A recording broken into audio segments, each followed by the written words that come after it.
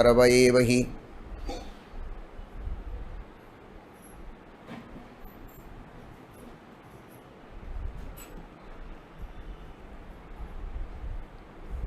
कश्यपोत्रिर्भरद्वाजः विश्वामित्रश्च गौतमः जमदग्निः वसिष्ठश्च साध्वी चाप्यरुन्धती।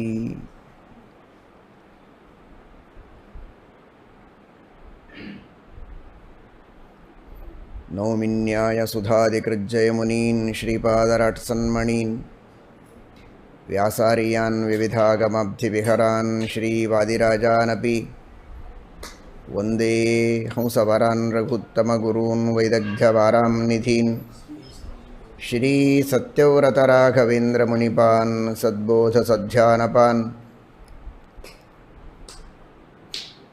सत्याभिज्ञकराब्जोत्थान् पञ्चाशद्वर्षपूजकान् सत्यप्रमोदतीर्थार्यान् नौमिन्याय सुधारतान्। जनमेजय उवाच ब्रह्मन्खिले वर्तमाने निर्मर्यादे महाग्रहे अविनाशे च भूतानां कथमासन् प्रजास्तदा स्वस्तिस्तु।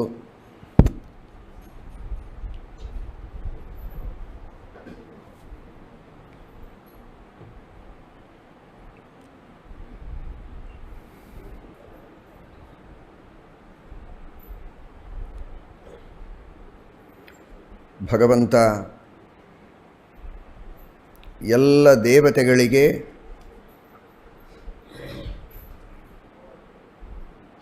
ತಪಸ್ಸನ್ನು ಮಾಡುವ ರೀತಿಯನ್ನು ತೋರಿಸಿಕೊಟ್ಟು ತಾನು ಸ್ವಯಂ ತಪಶ್ಚರ್ಯವನ್ನು ಮಾಡಿ ಅವರೆಲ್ಲರಿಂದಲೂ ತಪಸ್ಸನ್ನು ಮಾಡಿಸಿ ತಪಸ್ಸಿನ ಫಲವಾಗಿ ಅವರೆಲ್ಲರಿಗೆ ಪೂರ್ಣವಾಗಿ ಅನುಗ್ರಹವನ್ನು ಮಾಡಿ ಅವರಿಗೆ ಯೋಗ್ಯವಾದ ಆನಂದದ ಅಭಿವೃದ್ಧಿಯನ್ನು ಕರುಣಿಸಿ ಜೊತೆಗೆ ಇಹಲೋಕದಲ್ಲಿ ನಾನಾ ವಿಧವಾದ ರಥ ಆಯುಧಗಳು ದೈತ್ಯರನ್ನು ಸಂಹಾರ ಮಾಡಿ ವಿಜಯವನ್ನು ಪಡೆದು ಧರ್ಮದ ಸಂಸ್ಥಾಪನೆಯನ್ನು ಮಾಡುವುದಕ್ಕೆ ಬೇಕಾದ ಎಲ್ಲ ತರಹದ ಶಕ್ತಿಯನ್ನು ಸಾಮರ್ಥ್ಯವನ್ನು ಪರಮಾತ್ಮ ದೇವತೆಗಳಿಗೆ ನೀಡಿದ್ದಾನೆ ಅಂತ ಹಿಂದೆ ನಾವೆಲ್ಲ ತಿಳಿದಿದ್ದೇವೆ. ಮುಂದೆ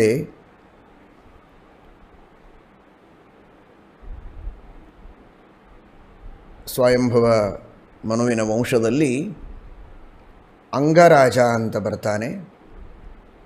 ಆ ಅಂಗರಾಜನ ಮಗ ವೇನ, ಅವನು ಮಹಾ ದುಷ್ಟ. ಅವನ ದುಷ್ಟತನಕ್ಕೆ ಬೇಸತ್ತು ತಮ್ಮ ಹುಂಕಾರದಿಂದಲೇ ಅವನನ್ನು ಸಂಹಾರ ಮಾಡುತ್ತಾರೆ ಋಷಿಗಳು. ಅವನ ತೊಡೆಯನ್ನು ಮಥನ ಮಾಡಿದಾಗ ಒಬ್ಬ ಹುಟ್ಟುತ್ತಾನೆ, ಆದರೆ ರಾಜ್ಯವನ್ನು ಆಳುವುದಕ್ಕೆ ಯೋಗ್ಯನಲ್ಲ ಅಂತ ಅವನನ್ನು ಕೊಟ್ಟು ಕಳಿಸ್ತಾರೆ. ಅವನ ಬಾಹುವನ್ನು ಮಥನ ಮಾಡಿದಾಗ ಭಗವಂತನ ವಿಶೇಷ ಸನ್ನಿಧಾನಕ್ಕೆ ಪಾತ್ರನಾದ ಪೃಥುರಾಜ, ಲಕ್ಷ್ಮೀದೇವಿಯ ಸನ್ನಿಧಾನಕ್ಕೆ ಪಾತ್ರಳಾದ ಅರ್ಚಿರ್ದೇವಿ ಇಬ್ಬರೂ ಅಲ್ಲಿ ಪ್ರಾದುರ್ಭೂತರಾಗ್ತಾರೆ. ಆ ಪೃಥುರಾಜನಿಗೆ ಪಟ್ಟಾಭಿಷೇಕವನ್ನು ಮಾಡಿ ರಾಜನನ್ನಾಗಿ ಮಾಡುತ್ತಾರೆ. ಬ್ರಹ್ಮದೇವರ ಆಜ್ಞೆಯಂತೆ ಋಷಿಮುನಿಗಳೆಲ್ಲ ನಿಮಿತ್ತರು. ಪ್ರಧಾನವಾಗಿ ಪರಮಾತ್ಮನ ಆಜ್ಞೆ, ಬ್ರಹ್ಮದೇವರ ಆಜ್ಞೆಯಂತೆ ಆ ಭಗವಂತನ ಸನ್ನಿಧಾನಕ್ಕೆ ಪಾತ್ರನಾದ ಪರಮಾತ್ಮನ ವಿಶೇಷ ಆವೇಶಕ್ಕೆ ಪಾತ್ರನಾದಂತಹ ಪೃಥುರಾಜನನ್ನು ರಾಜನನ್ನಾಗಿ ಮಾಡುತ್ತಾರೆ. ಹಿಂದೆ ಹರಿವಂಶದಲ್ಲಿ ಪೃಥುರಾಜನ ಚರಿತ್ರೆ ಒಂದು ಬಾರಿ ಬಂದಿದೆ. ಎಲ್ಲ ವರ್ಗಗಳಲ್ಲಿಯೂ ಉತ್ತಮರಾದವರನ್ನು ಒಬ್ಬೊಬ್ಬರನ್ನು ಆರಿಸಿ ಅವರನ್ನು ಮುಂದೆ ಮಾಡಿಕೊಂಡು ಕರುವಾಗಿ ಮಾಡಿಕೊಂಡು ಗೋರೂಪಳಾದ ಪೃಥ್ವಿಯಿಂದ ನಾನಾ ತರಹದ ಪದಾರ್ಥಗಳನ್ನು ದೋಹನ ಮಾಡಿ ಕ್ಷೀರ ರೂಪದಲ್ಲಿ ಪಡೆದು ಅವರವರಿಗೆ ಬೇಕಾದ ವಸ್ತುವಿನ ರೂಪದಲ್ಲಿ ಅದನ್ನು ಪರಿಣಾಮಗೊಳಿಸಿ ಅವರೆಲ್ಲರಿಗೆ ವಿತರಣೆ ಮಾಡಿರ್ತಾನೆ ಎನ್ನುವ ಮಹಿಮೆಯನ್ನು ನೀವು ಹಿಂದೆ ಕೇಳಿದ್ದೀರಿ, ಭಾಗವತದಲ್ಲಿಯೂ ಕೇಳಿರ್ತೀರಿ. ಅಂತಹ ಮಹಾನುಭಾವ ಆ ಪೃಥುಚಕ್ರವರ್ತಿ. ಮುಂದೆ ಕೃತಯುಗ ಮುಗಿದು ತ್ರೇತಾಯುಗ ಪ್ರವೃತ್ತವಾಗ್ತಾ ಇದೆ. ಆ ಸಂದರ್ಭದಲ್ಲಿ ಎಲ್ಲ ಕಡೆಗೆ ಧರ್ಮದ ಸ್ಥಾಪನೆಯನ್ನು ಪೃಥುಚಕ್ರವರ್ತಿ ಮಾಡಿರ್ತಾನೆ. ಕುರುತಾಧೋಕ್ಷಜ ಧಿಯಂ ತರ್ಹಿಮೇನುಗ್ರಹ ಕೃತಃ ಅಂತ ಘೋಷಣೆ ಮಾಡ್ತಾನೆ ಮಹಾರಾಯ. ಎಲ್ಲ ಪ್ರಜೆಗಳನ್ನು ಕೂಡಿಸಿ ವಿಷ್ಣು ಭಕ್ತಿಯನ್ನು ಮಾಡಿ ಪರಮಾತ್ಮನ ಆದೇಶದ ರೂಪದಲ್ಲಿರುವಂತಹ ಶ್ರುತಿ ಸ್ಮೃತಿಗಳಲ್ಲಿ ವಿಹಿತವಾದ ಧರ್ಮಗಳ ಅನುಷ್ಠಾನವನ್ನು ಮಾಡಿ ಅದರಿಂದಲೇ ನಿಮ್ಮ ಉದ್ಧಾರ, ಧರ್ಮವನ್ನು ಬಿಟ್ಟು ಜೀವನವನ್ನು ಮಾಡಬೇಡಿ ಅಂತ ಧರ್ಮೋಪದೇಶವನ್ನು ಮಾಡ್ತಾನೆ. ರಾಜನಾಗಿ ಕೇವಲ ಪ್ರಜೆಗಳಿಗೆ ಹೊಟ್ಟೆ ಬಟ್ಟೆಗೆ ಮಾತ್ರ ಕೊಡುವುದು ತನ್ನ ಕರ್ತವ್ಯವಲ್ಲ, ಅವರು ಧರ್ಮದಿಂದ ಜೀವನ ಮಾಡುವುದು ಕೂಡ ರಾಜನ ಜವಾಬ್ದಾರಿ ಎನ್ನುವುದನ್ನು ತೋರಿಸಿಕೊಟ್ಟಿದ್ದಾನೆ. ಅದರ ಪರಿಣಾಮ ಏನಾಯಿತು ಅಂದರೆ, ಎಲ್ಲಿ ಧರ್ಮ ಇರುತ್ತೆ ಯಾವ ರಾಜ್ಯದಲ್ಲಿ, ಅಂತಹ ಧರ್ಮದ ರಾಜ್ಯ ಇದ್ದರೆ ಎಲ್ಲ ಕಡೆಗೆ ಸುಭಿಕ್ಷೆ, ಎಲ್ಲ ಕಡೆಗೆ ಸಮೃದ್ಧಿ. ಗೋವುಗಳು ಯಥೇಚ್ಛವಾಗಿ ಹಾಲನ್ನು ಕೊಡ್ತವೆ, ವೃಕ್ಷಗಳೆಲ್ಲ ಯಥೇಚ್ಛವಾಗಿ ಫಲಪುಷ್ಪಗಳನ್ನು ಕೊಡ್ತವೆ. ಬರೀ ಫಲಪುಷ್ಪಗಳನ್ನು ಕೊಡುವುದಲ್ಲ, ಉತ್ತಮ ಜಾತಿಯ ಫಲಪುಷ್ಪಗಳನ್ನು ಕೊಡ್ತವೆ. ಭಾರೀ ಸುಗಂಧಯುತವಾದ ಪುಷ್ಪಗಳು, ಅತ್ಯಂತ ರಸವತ್ತಾದ ಫಲಗಳನ್ನು ಕೊಡ್ತವೆ ವೃಕ್ಷ. ಇದು ಜಗತ್ತಿನಲ್ಲಿ ಜನರು ಧಾರ್ಮಿಕರಾದದ್ದರ ಸಂಕೇತ. ಆ ಪೃಥುರಾಜನ ಆಳ್ವಿಕೆಯಲ್ಲಿ ಎಲ್ಲರೂ ಧಾರ್ಮಿಕರಾದದ್ದರಿಂದ ಎಲ್ಲ ಕಡೆಗೆ ಸುಗಂಧಮಯವಾದಂತಹ ಪುಷ್ಪಗಳು, ಫಲವತ್ತಾದಂತಹ ವೃಕ್ಷಗಳೆಲ್ಲ ಕಾಣ್ತಾ ಇವೆ. ಗಂಧಮಾದನ ಪರ್ವತದ ಶಿಖರಗಳಲ್ಲಿ ಆ ತರಹದ ಭಾರೀ ಸುಗಂಧದ ವೃಕ್ಷಗಳ ಪುಷ್ಪಗಳ ವಾಸನೆ ಅಸುರರಿಗೆ ಬಂದಿದೆ. ದೇವತೆಗಳಿಗೂ ಆ ವಾಸನೆ ಬಂತು. ವರ್ಣನೆ ಮಾಡೋದಕ್ಕೆ ಸಾಧ್ಯ ಇಲ್ಲ. ಈಗ ನೋಡಿ, ಎಂದೂ ಮನೆಯಲ್ಲಿ ಹೂವೇ ಕಾಣದೇ ಇದ್ದವರಿಗೆ ಒಂದು ಸಾಮಾನ್ಯ ಪುಷ್ಪವನ್ನು ನೋಡಿದರೂ ಭಾರಿ ಆನಂದವಾಗಿ ಬಿಡುತ್ತೆ. ದೇವತೆಗಳಂತಹ ದೈತ್ಯರಂತಹ ಬೇಕಾದಷ್ಟು ಸಮೃದ್ಧಿಯನ್ನು ಪಡೆದ, ಬೇಕಾದಷ್ಟು ವನಗಳನ್ನು ಕಂಡ ಭಾರೀ ಭಾರೀ ಪುಷ್ಪಗಳ ವಾಸನೆಯನ್ನು ಅನುಭವಿಸಿದವರಿಗೆ ಈ ವಾಸನೆ ಆಕರ್ಷಣೆ ಮಾಡಬೇಕು ಅಂತಾಗಿದ್ದರೆ ಅದು ಎಂಥ ಪುಷ್ಪಗಳಿರಬೇಕು ನೋಡಿ. ಅಷ್ಟು ಸುಗಂಧವನ್ನು ಬೀರುವಂತಹ ಪುಷ್ಪಗಳು. ಆ ಪುಷ್ಪಗಳ ವಾಸನೆಯನ್ನು ಅವರು ಸ್ವೀಕಾರ ಮಾಡಿ ಏನು ಆಲೋಚನೆ ಮಾಡಿದ್ದಾರೆ ಅಂದರೆ, ಈ ಗಿಡಗಳ ಹೂವುಗಳ ವಾಸನೆಯೇ ನಮ್ಮ ಮನಸ್ಸನ್ನು ಇಷ್ಟು ಆಕರ್ಷಣೆ ಮಾಡ್ತವೆ ಅಂದರೆ ಆ ಹಣ್ಣುಗಳು ಹೇಗಿರಲಿಕ್ಕಿಲ್ಲ, ಆ ಗಿಡಗಳ ಒಳಗಿರುವ ಅಂತಃಸತ್ವ ಅದು ಹೇಗಿರಲಿಕ್ಕಿಲ್ಲ. ಹಾಗಾದರೆ ಅಂತಹ ಹಣ್ಣುಗಳು, ಪುಷ್ಪಗಳು, ತೊಗಟೆಗಳು, ಇನ್ನನೇಕ ಲತೆಗಳು ಹಾಗೂ ಕಾಂಡಗಳು, ಅದರ ತ್ವಚಾಗಳು, ಮೇಲಿನ ತೊಗಟೆಗಳು, ಇವುಗಳೆಲ್ಲವನ್ನು ಸೇರಿಸಿ ಸಮುದ್ರದೊಳಗೆ ಹಾಕಿ ಮಥನ ಮಾಡಿದರೆ ಏನೋ ಒಂದು ಅದ್ಭುತವಾದ ರಸ ಬರಬಹುದಲ್ಲ, ಅದರಿಂದ ನಾವು ಅಮರರಾಗಬಹುದಲ್ಲ, ಅಮೃತವೇ ಬರಬಹುದಲ್ಲ ಅನ್ನುವ ಆಲೋಚನೆಯನ್ನು ಮಾಡಿದ್ದಾರೆ. ಅಮೃತ ಮಥನದ ಕಥೆಯನ್ನು ಮಹಾಭಾರತದ ಆದಿಪರ್ವದಲ್ಲಿ ಅಥವಾ ಶ್ರೀಮದ್ ಭಾಗವತದಲ್ಲಿ ಒಂದು ರೀತಿ ನಾವು ಕೇಳುತ್ತೇವೆ, ಹರಿವಂಶದಲ್ಲಿ ಒಂದು ರೀತಿ ವರ್ಣನೆ ಬರ್ತಾ ಇದೆ. ಅಂದರೆ ದೇವತೆಗಳು ಐಶ್ವರ್ಯದಿಂದ ಭ್ರಷ್ಟರಾಗ್ತಾರೆ, ಮರಳಿ ಐಶ್ವರ್ಯವನ್ನು ಪಡೆಯುವುದಕ್ಕೆ ಪರಮಾತ್ಮನ ಹತ್ತಿರ ಪ್ರಾರ್ಥನೆ ಮಾಡಿದಾಗ ಅಸುರರ ಜೊತೆಗೆ ಸಂಧಾನ ಮಾಡಿಕೊಂಡು ಅಮೃತ ಮಥನ ಮಾಡಿ ಅಂತ ದೇವರು ಆದೇಶ ಮಾಡಿ ಕಳಿಸ್ತಾನೆ, ಆಗ ಅಮೃತ ಮಥನಕ್ಕೆ ಬರ್ತಾರೆ ಅನ್ನುವ ಒಂದು ಕಥೆಯನ್ನು ನಾವೆಲ್ಲ ಕೇಳುವುದುಂಟು. ಆ ರೀತಿಯಾದ ಕಥೆಯನ್ನೇ ಶ್ರೀಮದ್ ಆಚಾರ್ಯರು ಕೂಡ ಮಹಾಭಾರತ ತಾತ್ಪರ್ಯ ನಿರ್ಣಯದಲ್ಲಿ ಶ್ರೀಮನ್ ಮಹಾಭಾರತ ಭಾಗವತಾದಿಗಳಿಗೆ ಅನುಗುಣವಾಗಿ ನಿರೂಪಣೆ ಮಾಡಿದ್ದಾರೆ. ಆ ತರಹದ ಒಂದು ಕಥೆ ಉಂಟು. ಅದರ ಜೊತೆಗೆ ಹರಿವಂಶ ಹೇಳುತ್ತದೆ ಹೀಗೂ ಒಂದು ಅದರ ಹಿನ್ನೆಲೆ. ದೇವತೆಗಳಿಗೆ ರಾಜ್ಯವನ್ನು ಪಡೆದುಕೊಳ್ಳಬೇಕು ಮತ್ತೆ ಅಂತನ್ನುವಂತಹ ಆಶೆ ಒಂದು ಕಡೆಗಾದರೆ, ಭಗವಂತನ ಸಂಕಲ್ಪಕ್ಕನುಗುಣವಾಗಿ ಆ ತರಹದ ಸಂಕಲ್ಪವನ್ನು ದೇವತೆಗಳು ಒಂದು ಕಡೆಗೆ ಮಾಡಿದರೆ, ಇನ್ನೊಂದು ಕಡೆಗೆ ಈ ಒಂದು ವಿವಿಧವಾದ ಭಗವಂತನ ಅತ್ಯದ್ಭುತವಾದ ಅಚಿಂತ್ಯವಾದ ಶಕ್ತಿಯಿಂದ ಆಗಿರುವಂತಹ ಏನು ಸೃಷ್ಟಿ ಇದೆ, ಆ ಸೃಷ್ಟಿಯ ವೈಚಿತ್ರ್ಯವನ್ನು ಕಂಡಾಗ ಆ ಸೃಷ್ಟಿಯ ಅದ್ಭುತವಾದಂತಹ ವಿರಾಟ್ ರೂಪದೊಳಗೆ ನಾನಾ ವಿಧವಾದಂತಹ ಅಮೂಲ್ಯವಾದ ವಸ್ತುಗಳನ್ನು ದೇವರು ಏನು ನಿರ್ಮಾಣ ಮಾಡಿಟ್ಟಿದ್ದಾನೆ ಅದನ್ನು ಕಂಡಾಗ ಇವುಗಳ ಸದುಪಯೋಗವನ್ನು ನಾವು ಮಾಡಿಕೊಳ್ಳಬಹುದು ಅನ್ನುವ ಆಲೋಚನೆಯೂ ದೇವತೆಗಳಿಗೆ ಬಂದಿದೆ. ಭಗವಂತನ ಆದೇಶವೂ ಆಗಿದೆ. ಇವೆರಡೂ ಸೇರಿ ಅವರು ಅಮೃತ ಮಥನಕ್ಕೆ ಹೊರಟಿದ್ದಾರೆ ಅಂತ ಹರಿವಂಶ ಹಾಗೂ ಭಾಗವತಗಳನ್ನೆಲ್ಲ ನಾವು ಸೇರಿಸಿ ಅರ್ಥ ಮಾಡಿಕೊಳ್ಳಬಹುದು. ಸರಿ, ಆ ರೀತಿ ಆಲೋಚನೆಯನ್ನು ಮಾಡಿದ್ದಾರೆ. ತಸ್ಮಾದ್ವಯಂ ಪಯೋ ಮಧ್ಯೆ ಓಷಧ್ಯೋ ನಿರ್ಮಥಾಮಹೇ. ಮಂದರ ಪರ್ವತವನ್ನು ತೆಗೆದುಕೊಂಡು ಆ ಕ್ಷೀರ ಸಮುದ್ರದ ಮಧ್ಯದಲ್ಲಿ ನಾವು ಇದನ್ನು ಇಟ್ಟು ಮಂದರ ಪರ್ವತವನ್ನು ಮಥನ ಮಾಡೋಣ ಅಂತ ಬರೀ ಸಂಕಲ್ಪ ಮಾಡಿದ್ದಾರೆ. ಆದರೆ ಆ ಮಂದರ ಪರ್ವತವನ್ನು ತಂದು ಮಥನ ಮಾಡಿ ಅಮೃತವನ್ನು ಪಡೆಯುವಷ್ಟು ಸಾಮರ್ಥ್ಯ ಅವರಿಗಿಲ್ಲ.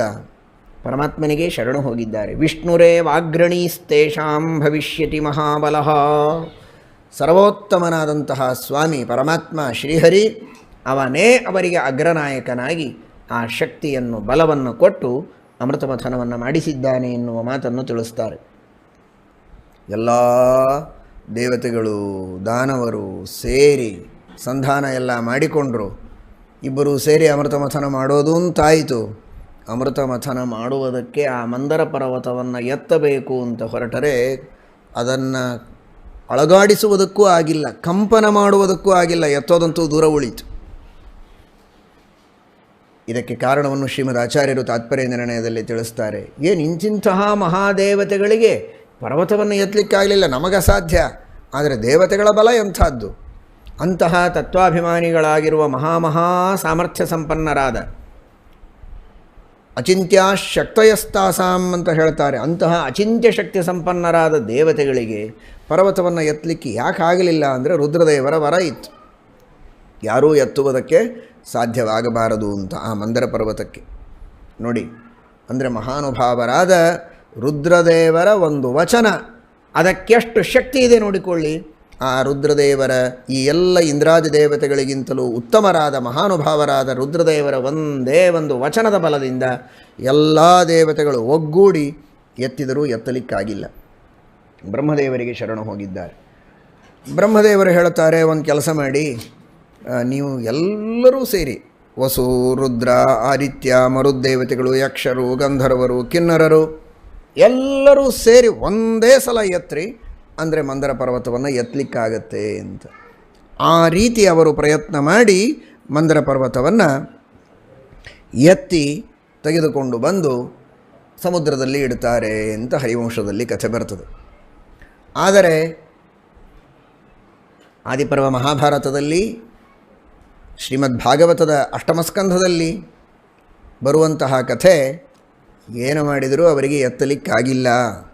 ಸ್ವತಃ ಭಗವಂತನೇ ಆ ಪರ್ವತವನ್ನು ಎತ್ತಿ ಗರುಡದೇವರ ಮೇಲಿಡ್ತಾನೆ. ಆ ಗರುಡದೇವರು ಅದನ್ನು ತೆಗೆದುಕೊಂಡು ಬಂದು ಸಮುದ್ರದಲ್ಲಿ ಇಡುತ್ತಾರೆ ಅಂತ ಕಥೆ ಇದೆ. ಅದರಲ್ಲಿಯೂ ಆದ ಘಟನೆ ಏನು ಅಂದರೆ, ಮೊದಲು ಎತ್ತುವುದಕ್ಕೆ ಪ್ರಯತ್ನ ಮಾಡ್ತಾರೆ. ರುದ್ರದೇವರ ವರ, ಎತ್ತುವುದಕ್ಕೆ ಸಾಧ್ಯ ಆಗೋದಿಲ್ಲ.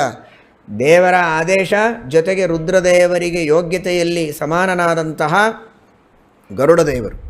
ಹೀಗಾಗಿ ಗರುಡದೇವರಿಗೆ ಆ ರುದ್ರದೇವರ ವಚನವನ್ನು ಮೀರಿ ಪರಮಾತ್ಮನ ಅನುಗ್ರಹದ ಬಲದಿಂದಲೂ ಎತ್ತುವುದಕ್ಕೆ ಸಾಧ್ಯ ಇದೆ.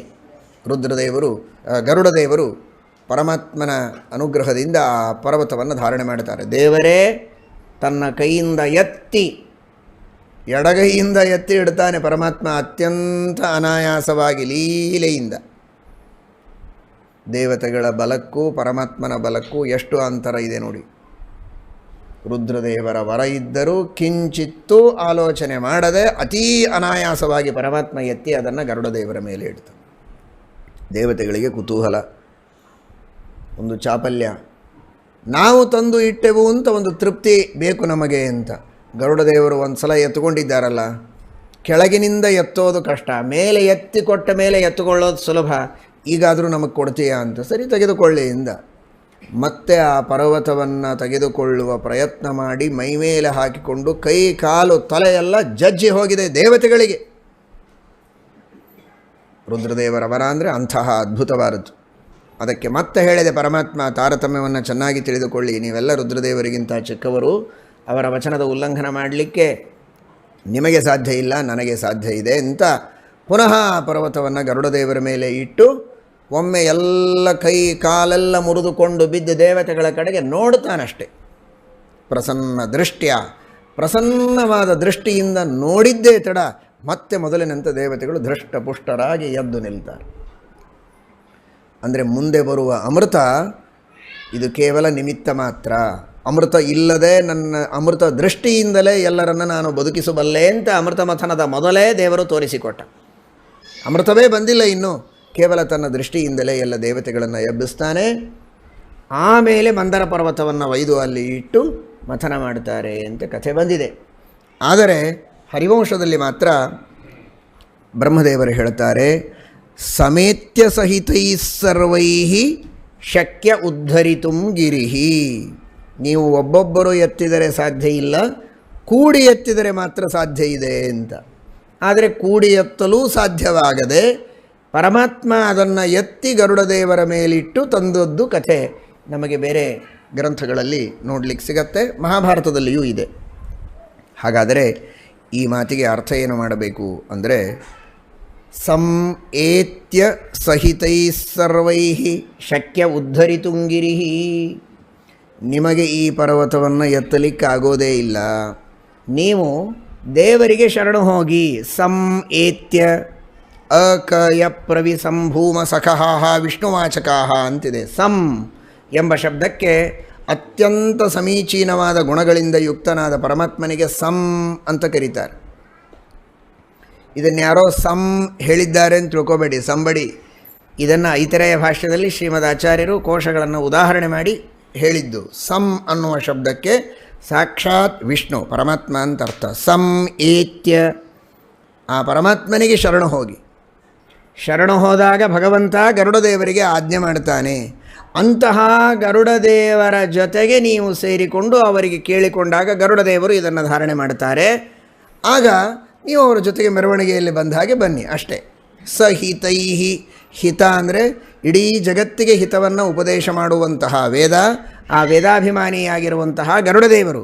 ಸಹಿತೈಹಿ, ನೀವೆಲ್ಲ ಒಟ್ಟಾಗಿ ಅಂತ ಅರ್ಥ ಅಲ್ಲ.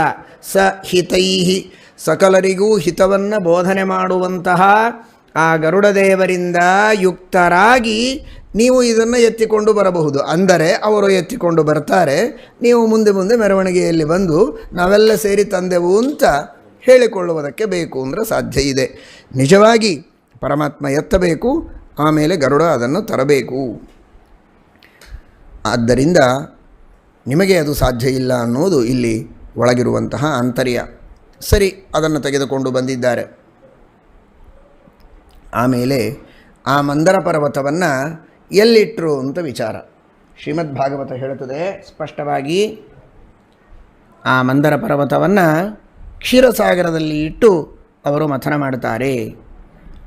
ಕ್ಷಿಪ್ತ್ವಾ ಕ್ಷೀರೋದಧೌ ಸರ್ವಾಹ ವೀರುತೃಣಲತೌಷಧೀಃ ಮಂಥಾನಂ ಮಂದರಂ ಕೃತ್ವಾ ನೇತ್ರಂ ಕೃತ್ವಾ ತು ವಾಸುಕಿಂ ಅಂತ ಶ್ರೀ ಪರಮಾತ್ಮ ದೇವತೆಗಳಿಗೆ ಆದೇಶ ಮಾಡ್ತಾನೆ.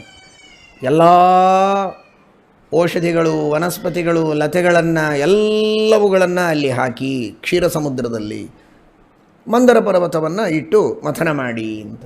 ಹಾಗಾದರೆ ಭಾಗವತ ಹೇಳುವಂತೆ, ಶ್ರೀಮದ್ ಆಚಾರ್ಯರು ತಾತ್ಪರ್ಯ ನಿರ್ಣಯದಲ್ಲಿ ತಿಳಿಸುವಂತೆ, ಕ್ಷೀರ ಸಮುದ್ರದಲ್ಲಿ ಈ ಅಮೃತ ಮಥನ ಆದದ್ದು. ಆದರೆ ಹರಿವಂಶ ಹೇಳುತ್ತದೆ ಲವಣ ಸಮುದ್ರದಲ್ಲಿ ಅಮೃತ ಮಥನವಾಗಿದೆ ಎನ್ನುವ ಮಾತನ್ನು ಹರಿವಂಶ ಹೇಳುತ್ತದೆ. ಸುರಾಸುರಗಣ ಸರ್ವೇ ಸಹಿತಾ ಲವಣಾಂಭಸಃ ಮಂದರಂ ಪುಷ್ಕರಂ ಕೃತ್ವಾ ನೇತ್ರಂ ವಾಸುಕಿಮೇವ ಚ. ಲವಣ ಸಮುದ್ರದಲ್ಲಿ ಆ ಮಂದರ ಪರ್ವತವನ್ನು ಕಡಗೋಲನ್ನಾಗಿ ಇಟ್ಟು ಮಥನ ಮಾಡಿದರು ಅಂತ. 1000 ವರ್ಷಗಳವರೆಗೆ ಸಹಸ್ರಂ ಮಥಿತಂ ಜಲಂ ಔಷಧಿಭಿಸ್ಸಹ, ಆ ರೀತಿ ಮಥನ ಮಾಡಿದ್ದಾರೆ ಅಂತ ಬರ್ತದೆ. ಆದರೆ ಒಂದು ವಿಚಿತ್ರ ಅಂದರೆ ಮುಂದಿನ ಶ್ಲೋಕದಲ್ಲಿ ಹೇಳುತ್ತದೆ, ಕ್ಷೀರಭೂತಂ ಸಮಾಯೋಗಾತ್ ಅಮೃತಂ ಸಮಪದ್ಯತೆ. ಆ ಉಪ್ಪು ನೀರು ಕ್ರಮವಾಗಿ ಹಾಲಾಯಿತು, ಆಮೇಲೆ ಅದು ಅಮೃತವಾಯಿತು ಅಂತ ಹರಿವಂಶ ಹೇಳ್ತದೆ. ಆದರೆ ಆ ಎಲ್ಲ ಔಷಧಿ ವನಸ್ಪತಿಗಳನ್ನು ಲತೆಗಳನ್ನು ಹಾಕೋದೇ ಕ್ಷೀರಸಾಗರದಲ್ಲಿ ಹಾಕಿ ಅಂತ ಭಾಗವತ ಹೇಳ್ತದೆ. ಹಾಗಾದರೆ ಅದರ ಅಭಿಪ್ರಾಯ, ಮೊದಲು ಲವಣ ಸಮುದ್ರಕ್ಕೆ ಹೋದರೂ ಅಲ್ಲಿ ಮಥನ ಪ್ರಾರಂಭ ಆಯಿತು, ಆಮೇಲೆ ಕ್ರಮವಾಗಿ ಆ ಲವಣ ಸಮುದ್ರವೇ ಕ್ಷೀರ ಸಮುದ್ರವಾಗಿ ಪರಿಣಮಿಸಿತು ಅಂತ ಹೀಗೆ ಅಭಿಪ್ರಾಯವಲ್ಲ. ಹರಿವಂಶಕ್ಕೆ ಕ್ಷೀರ ಸಮುದ್ರದಲ್ಲೇ ಹಾಕಬೇಕು ಅಂತ ಭಾಗವತ ಹೇಳುತ್ತದೆ. ತಾತ್ಪರ್ಯ ನಿರ್ಣಯದಲ್ಲಿಯೂ ಹಾಗೇ ಶ್ರೀಮದಾಚಾರ್ಯರು ನಿರ್ಣಯವನ್ನು ನೀಡಿದ್ದಾರೆ. ಹಾಗಾದರೆ ಆಲೋಚನೆ ಲವಣ ಸಮುದ್ರದಲ್ಲಿ ಹಾಕೋಣವೇ ಅಂತ ಆಲೋಚನೆ ಮಾತ್ರ ಮಾಡಿದರು. ಅದೆಲ್ಲ ಲವಣ ಸಮುದ್ರದಲ್ಲಿ ಹಾಕಿದರೆ ಕೆಲಸ ಆಗುವುದಲ್ಲ, ಕ್ಷೀರ ಸಮುದ್ರದಲ್ಲಿ ಹಾಕಿದರೆ ಮಾತ್ರ ಕೆಲಸವಾಗತ್ತೆ ಅಂತ ದೇವರು ಆದೇಶ ಮಾಡಿದ.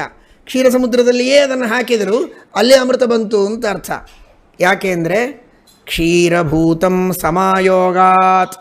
ಸಮಾಯೋಗಾತ್ ಅಂದರೆ ಆ ಮಂದರ ಪರ್ವತ ಇಟ್ಟು ಮಥನ ಮಾಡಿದ್ದರಿಂದ ಉಪ್ಪು ನೀರು ಹಾಲಾಯಿತು ಅಂತ ಅರ್ಥ ಅಲ್ಲ, ವಿಚಾರ ಸಮಾಯೋಗಾತ್.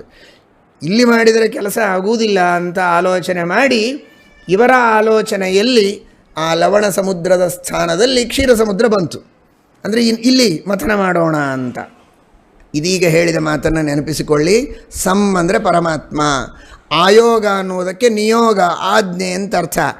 ಸಮಾಯೋಗಾತ್ ಪರಮಾತ್ಮನ ಆಜ್ಞೆ ಇದೆ ಶ್ರೀಮದ್ ಭಾಗವತದಲ್ಲಿ. ಕ್ಷಿಪ್ತ್ವಾ ಕ್ಷೀರೋದಧೌ ಸರ್ವಾಹ ವೀರುತೃಣಲತೌಷಧೀ ಅಂತ. ಆ ಪರಮಾತ್ಮನ ಆಯೋಗದಿಂದ, ಆಜ್ಞೆಯಿಂದ ಕ್ಷೀರ ಸಮುದ್ರವೇ ಮಥನಕ್ಕೆ ಯೋಗ್ಯವಾಯಿತು ಅಂತ ಅರ್ಥ ಹರಿವಂಶಕ್ಕೆ. ಅಲ್ಲಿ ಮಥನ ಮಾಡಿದಾಗ ಅಮೃತ ಬಂತು. ಈ ರೀತಿ ನಾವು ಚಿಂತನೆ ಮಾಡಿದಾಗ ಭಾಗವತ, ಹರಿವಂಶ ಎಲ್ಲವೂ ಕೂಡ ಏಕಾಭಿಪ್ರಾಯವನ್ನು ತಿಳಿಸ್ತಾ ಇವೆ ಅಂತ ಅರ್ಥ ಮಾಡಿಕೊಳ್ಳಬಹುದು. ಆ ರೀತಿ ಮಥನ ಮಾಡಿದ್ದಾರೆ. ಸಾಕ್ಷಾತ್ ನಿಮಗೆ ಗೊತ್ತಿದ್ದ ಹಾಗೆ ಮೊದಲು ವಿಷ ಬಂತು. ಆ ವಿಷವನ್ನು ಸ್ವಲ್ಪ ತೆಗೆದುಕೊಂಡು ಮಥನ ಮಾಡಿ ರುದ್ರದೇವರಿಗೆ ಕೊಟ್ಟಿದ್ದಾರೆ. ಅವರು ಪಾನ ಮಾಡಿದ್ದಾರೆ. ಪದ್ಮಪುರಾಣ ಹೇಳುವಂತೆ ಅಚ್ಯುತಾಯ ನಮಃ, ಅನಂತಾಯ ನಮಃ, ಗೋವಿಂದಾಯ ನಮಃ ಎಂಬ ನಾಮತ್ರಯವನ್ನು ಜಪ ಮಾಡ್ತಾ ಆ ವಿಷವನ್ನು ಪಾನ ಮಾಡಿದ್ದಕ್ಕೆ ಅದರಿಂದ ಯಾವ ಬಾಧೆಯೂ ಆಗಿಲ್ಲ. ಕಂಠ ಮಾತ್ರ ನೀಲವಾಗಿದೆ. ಶಿರಸ್ಸಿನ ಮೇಲೆ ಚಂದ್ರನನ್ನು ಇಟ್ಟುಕೊಂಡಿದ್ದಾರೆ, ಗಂಗೆಯನ್ನು ಇಟ್ಟುಕೊಂಡಿದ್ದಾರೆ ಶೈತ್ಯಕ್ಕೋಸ್ಕರವಾಗಿ. ಅಂತಹ ಲೋಕಹಿತಕ್ಕಾಗಿ ನಾನು ಈ ವಿಷವನ್ನು ಪಾನ ಮಾಡುತ್ತೇನೆ ಅಂತ ಶ್ರೀಮದ್ ಭಾಗವತ ವರ್ಣನೆ ಮಾಡುವ ರೀತಿಯಲ್ಲಿ ಆ ವಾಯುದೇವರು ಮಥನ ಮಾಡಿ ಕೊಟ್ಟ ವಿಷವನ್ನು ರುದ್ರದೇವರು ಪಾನ ಮಾಡಿ ನೀಲಕಂಠರಾಗಿದ್ದಾರೆ. ಉಳಿದ ಸಮಗ್ರವಾದ ವಿಷವನ್ನು ವಾಯುದೇವರು ಪಾನ ಮಾಡಿದ್ದಾರೆ. ಕೈಯಿಂದ ಸ್ವಲ್ಪ ಬಿದ್ದದ್ದು ಅದು ಹಾವು, ಚೇಳು ಮೊದಲಾದ ವಿಷಾರಿ ಪ್ರಾಣಿಗಳಲ್ಲಿ ಸೇರಿಕೊಂಡಿದೆ ಅಂತ ನಿನ್ನೆ ದಿವಸ ಕೇಳಿದ್ದೀರಿ. ಶೇಷದೇವರು ತಪಸ್ಸು ಮಾಡುವಾಗ ಫೂತ್ಕಾರ ಮಾಡಿ ಬಿಟ್ಟ ವಿಷ ವಾಯುದೇವರು ಕೈಯಿಂದ ಸ್ವಲ್ಪ ಕೆಳಗೆ ಚೆಲ್ಲಿದ ವಿಷ ಬೇಕು ಅಂತ, ಮುಂದೆ ಸ್ವಲ್ಪ ಇರಲಿ ಅಂತ ಪಾಪ ಮಾಡಿದವರಿಗೆ. ಅಂತಹ ವಿಷದಿಂದಲೇ ವಿಷಜಂತುಗಳೆಲ್ಲ ಮುಂದೆ ಪ್ರಾರಂಭವಾಗಿವೆ ಅಂತ ಹೇಳ್ತಾರೆ. ಆಮೇಲೆ ನಾನಾ ವಿಧ ಸಾಕ್ಷಾತ್ ಮಹಾಲಕ್ಷ್ಮೀ ದೇವಿ ಅರ್ಥಾತ್ ಶ್ರೀದೇವಿ ಅಲ್ಲಿ ಪ್ರಾದುರ್ಭೂತಳಾಗಿದ್ದಾಳೆ. ಪರಮಾತ್ಮ ವಿವಾಹ ಮಾಡಿಕೊಂಡು ತನ್ನ ವಕ್ಷಸ್ಥಳದಲ್ಲಿ ಅವಳಿಗೆ ಸ್ಥಾನವನ್ನು ಕೊಟ್ಟಿದ್ದಾನೆ. ಕೌಸ್ತುಭಮಣಿ, ಚಂದ್ರ, ಉಚ್ಚೈಶ್ರವಸ್ ಕುದುರೆ, ಅದನ್ನು ದೈತ್ಯರು ತೆಗೆದುಕೊಂಡಿದ್ದಾರೆ. ಐರಾವತ ಇಂದ್ರ ತೆಗೆದುಕೊಂಡಿದ್ದಾನೆ. ಹೀಗೆಲ್ಲ ಅಲ್ಲಿ ಪದಾರ್ಥಗಳು ಬಂದಿವೆ. ಅಮೃತ ಸಾಕ್ಷಾತ್ ಧನ್ವಂತರಿ ರೂಪಿಯಾಗಿರುವಂತಹ ಪರಮಾತ್ಮ ಪ್ರಾದುರ್ಭೂತನಾಗಿ ಅಮೃತವನ್ನು ನೀಡಿದ್ದಾನೆ. ದೈತ್ಯರು ಅಪಹಾರ ಮಾಡಿಕೊಂಡು ಹೋಗಿದ್ದಾರೆ. ಸರ್ವಸಮರ್ಥನಾದರೂ ದೇವರು ಕೈಬಿಟ್ಟ. ಅವರು ಮೋಸ ಮಾಡ್ತಾರೆ ಅಂತ ತೋರಿಸೋದಕ್ಕೆ, ಸತ್ಯವನ್ನು ಪರಿಪಾಲನೆ ಮಾಡಿಲ್ಲ ಅನ್ನೋದಕ್ಕೆ ಅವರಿಗೆ ಅಮೃತವನ್ನು ನಾನು ಕೊಟ್ಟಿಲ್ಲ ಅಂತ ತೋರಿಸುವುದಕ್ಕೆ ಶಕ್ತಿ ಇದ್ದರೂ ಬಿಟ್ಟ. ಅಸುರರು ತೆಗೆದುಕೊಂಡಿದ್ದಾರೆ ನೋಡಿ. ಧಿಯೋ ಯೋನಃ ಪ್ರಚೋದಯಾತ್. ಕೈಯಲ್ಲಿ ಅಮೃತದ ಕಲಶ ಇಟ್ಕೊಂಡಿದ್ದಾರೆ. ಘಟಘಟ ಅಂತೂ ಕುಡಿಬಾರ್ದ. ಜಗಳಾಡ್ತಾ ಇದ್ದಾರೆ, ನನಗೆ ನನಗೆ ನನಗೆ ಅಂತ. ಒಬ್ಬರು ಒಂದು ಹನಿ ಬಾಯಿಯಲ್ಲಿ ಹಾಕ್ಕೊಂಡಿಲ್ಲ. ಇದು ದೇವರ ಅದ್ಭುತವಾದ ಲೀಲೆ. ಕೊನೆಗೆ ಪರಮಾತ್ಮ ತಾನೇ ಮೋಹಿನಿ ರೂಪವನ್ನು ತೆಗೆದುಕೊಂಡು ದೇವತೆಗಳಿಗೆ ಅಮೃತವನ್ನು ಉಣಬಡಿಸಿ ಅಸುರರಿಗೆ ಮಾತ್ರ ಅಮೃತವನ್ನು ಕೊಟ್ಟಿಲ್ಲ. ಕಾರಣ ಅದಕ್ಕೆ ಅವರು ಯೋಗ್ಯರಲ್ಲ, ದುಷ್ಟರು, ಅಯೋಗ್ಯರು. ಎಲ್ಲ ಸಜ್ಜನರಿಗೆ ಪೀಡೆಯನ್ನು ಕೊಡುವಂಥವರು. ಅಂಥವರಿಗೆ ಅಮೃತವನ್ನು ಪಾನ ಮಾಡಿಸುವುದು ಯೋಗ್ಯ ಅಲ್ಲ. ಯಾರು ಮೋಕ್ಷವನ್ನು ಹೊಂದುವುದಕ್ಕೆ ಯೋಗ್ಯರೋ, ಸಜ್ಜನರೋ, ಧಾರ್ಮಿಕರೋ, ಭಗವದ್ಭಕ್ತರೋ ಅಂಥವರಿಗೇನೇ ಅಮೃತ ಕೊಡಬೇಕು ಅನ್ನುವುದಕ್ಕೆ ಪರಮಾತ್ಮ ಅವರಿಗೆ ಕೊಡಲಿಲ್ಲ. ರಾಹು ಮಾತ್ರ ಕುಡಿಯುವ ಪ್ರಯತ್ನ ಮಾಡಿದ. ಸುದರ್ಶನ ಚಕ್ರದಿಂದ ಅವನನ್ನು ಸಂಹಾರ ಮಾಡಿದ್ದಾನೆ. ಗೊತ್ತಾಗದೆ ಅವನ ಕೈಯಲ್ಲಿ ಹಾಕಿದ ಅಂತ ತಿಳಿಯಬಾರದು. 1000 ಜನ್ಮಗಳಲ್ಲಿ ಅವನು ತಪಶ್ಚರ್ಯ ಮಾಡಿದ್ದ ರಾಹು ಅಮೃತಪಾನ ಮಾಡಬೇಕು ಅಂತ ಅನ್ನೋದಕ್ಕಾಗಿ ಅವನ ಕೈಯಲ್ಲಿ ಅಮೃತವನ್ನು ಹಾಕಿ ಪಾನ ಮಾಡುವುದಕ್ಕೆ ಮಾತ್ರ ಅವಕಾಶ ಕೊಟ್ಟ. ಯೋಗ್ಯತೆ ಇರಲಿಲ್ಲ. ಅಯೋಗ್ಯವಾದದ್ದಕ್ಕಾಗಿ ಪ್ರಯತ್ನ ಮಾಡಿದರೆ ಫಲ ಪೂರ್ಣ ಸಿಗೋದಿಲ್ಲ. ಸುಮ್ಮನೆ ಫಲ ಕೊಟ್ಟಂತೆ ಮಾಡಿದ, ಆದರೆ ಅದು ಫಲಕಾರಿಯಾಗದೆ ಅವನ ಶಿರಸ್ಸನ್ನು ಛೇದನ ಮಾಡಿದ್ದಾನೆ. ಅವನ ಶಿರಸ್ಸಿನಲ್ಲಿ ದೇವತೆಗಳ ಸನ್ನಿಧಾನ ಇದ್ದದ್ದಕ್ಕೆ ಅದು ಗ್ರಹತ್ವವನ್ನು ಹೊಂದಿದೆ, ಪೂಜೆಯನ್ನು ಸ್ವೀಕಾರ ಮಾಡುತ್ತದೆ. ಆ ಕೆಳಗಿನ ಭಾಗ ಶುಭೋದ ಸಾಗರದಲ್ಲಿ ಹಾಗೆ ಪರಮಾತ್ಮ ಎಸೆದಿದ್ದಾನೆ ಎಂಬುದಾಗಿ ತಿಳಿಸ್ತಾರೆ. ಈ ರೀತಿ ಆ ಅಮೃತ ಮಥನದ ವಿಚಾರವನ್ನು ಹೇಳಿದರು. ಸರಿ, ದೇವತೆಗಳು ಅಮೃತಪಾನ ಮಾಡಿದರು, ದೈತ್ಯರನ್ನೆಲ್ಲ ಸೋಲಿಸಿದರು, ರಾಜ್ಯವನ್ನು ಪಡೆದುಕೊಂಡಿದ್ದಾರೆ. ಮತ್ತೆ ಪುನಃ ಅಸುರರು ವಿಶೇಷವಾಗಿ ತಮ್ಮ ಶುಕ್ರಾಚಾರ್ಯರ ಬಲದಿಂದ, ಆ ಬ್ರಾಹ್ಮಣರ ಮಂತ್ರದ ಬಲ, ತಪಸ್ಸಿನ ಬಲ, ಅದರಿಂದ ಪುನಃ ಯುದ್ಧಕ್ಕೆ ಬಂದಿದ್ದಾನೆ ಬಲಿಚಕ್ರವರ್ತಿ. ಮತ್ತೆ ಪುನಃ ರಾಜ್ಯವನ್ನು ಕಸಿದುಕೊಂಡಿದ್ದಾನೆ. ಆಗ ಪರಮಾತ್ಮ ಪುನಃ ಬಲಿಚಕ್ರವರ್ತಿಯಿಂದ ರಾಜ್ಯವನ್ನು ಪಡೆದುಕೊಂಡು ಇಂದ್ರದೇವರಿಗೆ ಕೊಟ್ಟಂತಹ ವಿಚಾರ ವಾಮನಾವತಾವರದಲ್ಲಿ ಅದನ್ನು ತಿಳಿಸಿಕೊಡ್ತಾರೆ. ನೋಡಿ, ಇಲ್ಲಿ ಮತ್ತೆ ಹೇಗಿದೆ, ಗೂಢವಾದ ಭಾಷೆಯಲ್ಲಿ ವೇದವ್ಯಾಸ ದೇವರು ಉಪದೇಶ ಮಾಡುತ್ತಾರೆ. ಸಾಮಾನ್ಯರಿಗೆ ಮೇಲ್ನೋಟಕ್ಕೆ ಅರ್ಥವಾಗಿರಬಾರದು. ತಪ್ಪು ತಿಳುವಳಿಕೆಯನ್ನೇ ಮಾಡಿಕೊಂಡು ತಪ್ಪಾಗಿ ತಿಳಿದು ಅವರು ಅನರ್ಥವನ್ನೇ ಹೊಂದಬೇಕು, ಯೋಗ್ಯತೆ ಇಲ್ಲದೇ ಇದ್ದವರು.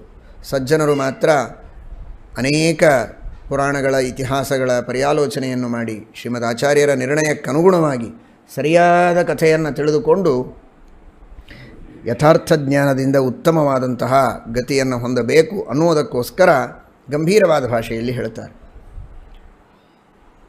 ಹಿರಣ್ಯಕಶಿಪು ಯಜ್ಞವನ್ನು ಪ್ರಾರಂಭ ಮಾಡಿದ ಅಂತ. ಯಜ್ಞವನ್ನು ಮಾಡಿದ್ದು ಬಲಿಚಕ್ರವರ್ತಿ, ಹಿರಣ್ಯಕಶಿಪು ಅಲ್ಲ.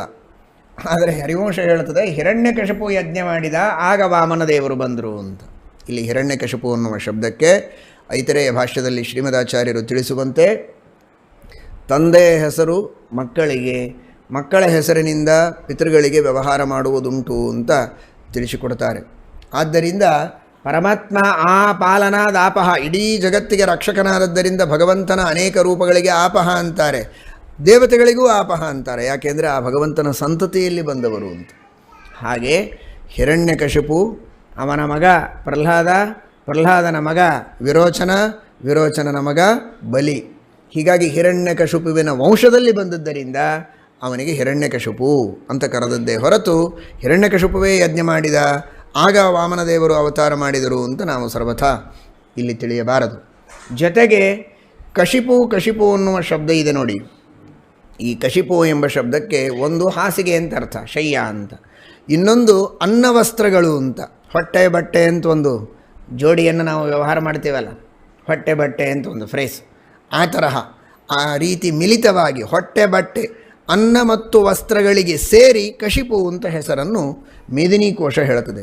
ಅಸ್ತ್ರೀ ಕಶಿಪು ಸಯ್ಯಾಯಾಂ ವಸ್ತ್ರೇನ್ನೇ ತದ್ವಯೇಪಿ ಚ. ಬರೀ ವಸ್ತ್ರ, ಅನ್ನ ಅಥವಾ ಅನ್ನವಸ್ತ್ರಗಳು ಸೇರಿ ಕಶಿಪು ಅಂತ. ಹೀಗಾಗಿ ಬಲಿಚಕ್ರವರ್ತಿಯನ್ನು ಹಿರಣ್ಯಕಶಿಪು ಅಂತ ಯಾಕೆ ಕರೆದರು ಅಂದರೆ ಹಿರಣ್ಯಕಶಿಪು ದಾತೃತ್ವಾತ್ ಹಿರಣ್ಯಕಶಿಪು ಅಂತ.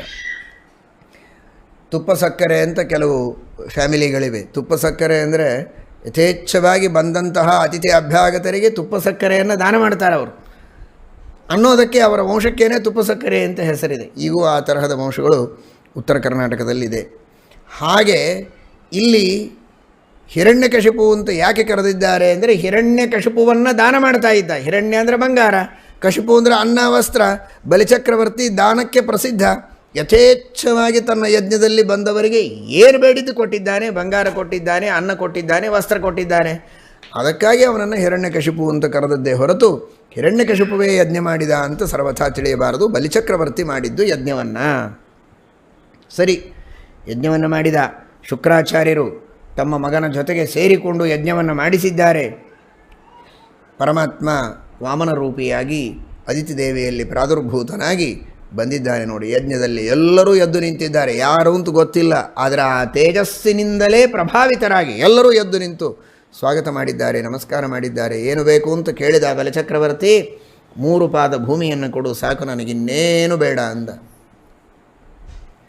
1 ಪಾದದಿಂದ ಮೇಲಿನ ಲೋಕಗಳನ್ನು, 2ನೆಯ ಪಾದದಿಂದ ಕೆಳಗಿನ ಲೋಕಗಳನ್ನೆಲ್ಲ ಅಳೆದು 3ನೆಯ ಪಾದವನ್ನು ಅವನ ತಲೆಯ ಮೇಲಿಟ್ಟು ಅವನನ್ನು ಸುತಲ ಲೋಕಕ್ಕೆ ಕೊಟ್ಟು ಕಳಿಸಿದ್ದಾನೆ. ಇಂದ್ರದೇವರಿಗೆ ಸಂಪೂರ್ಣವಾದಂತಹ ರಾಜ್ಯವನ್ನು ಪುನಃ ಪರಮಾತ್ಮ ಕೊಟ್ಟ.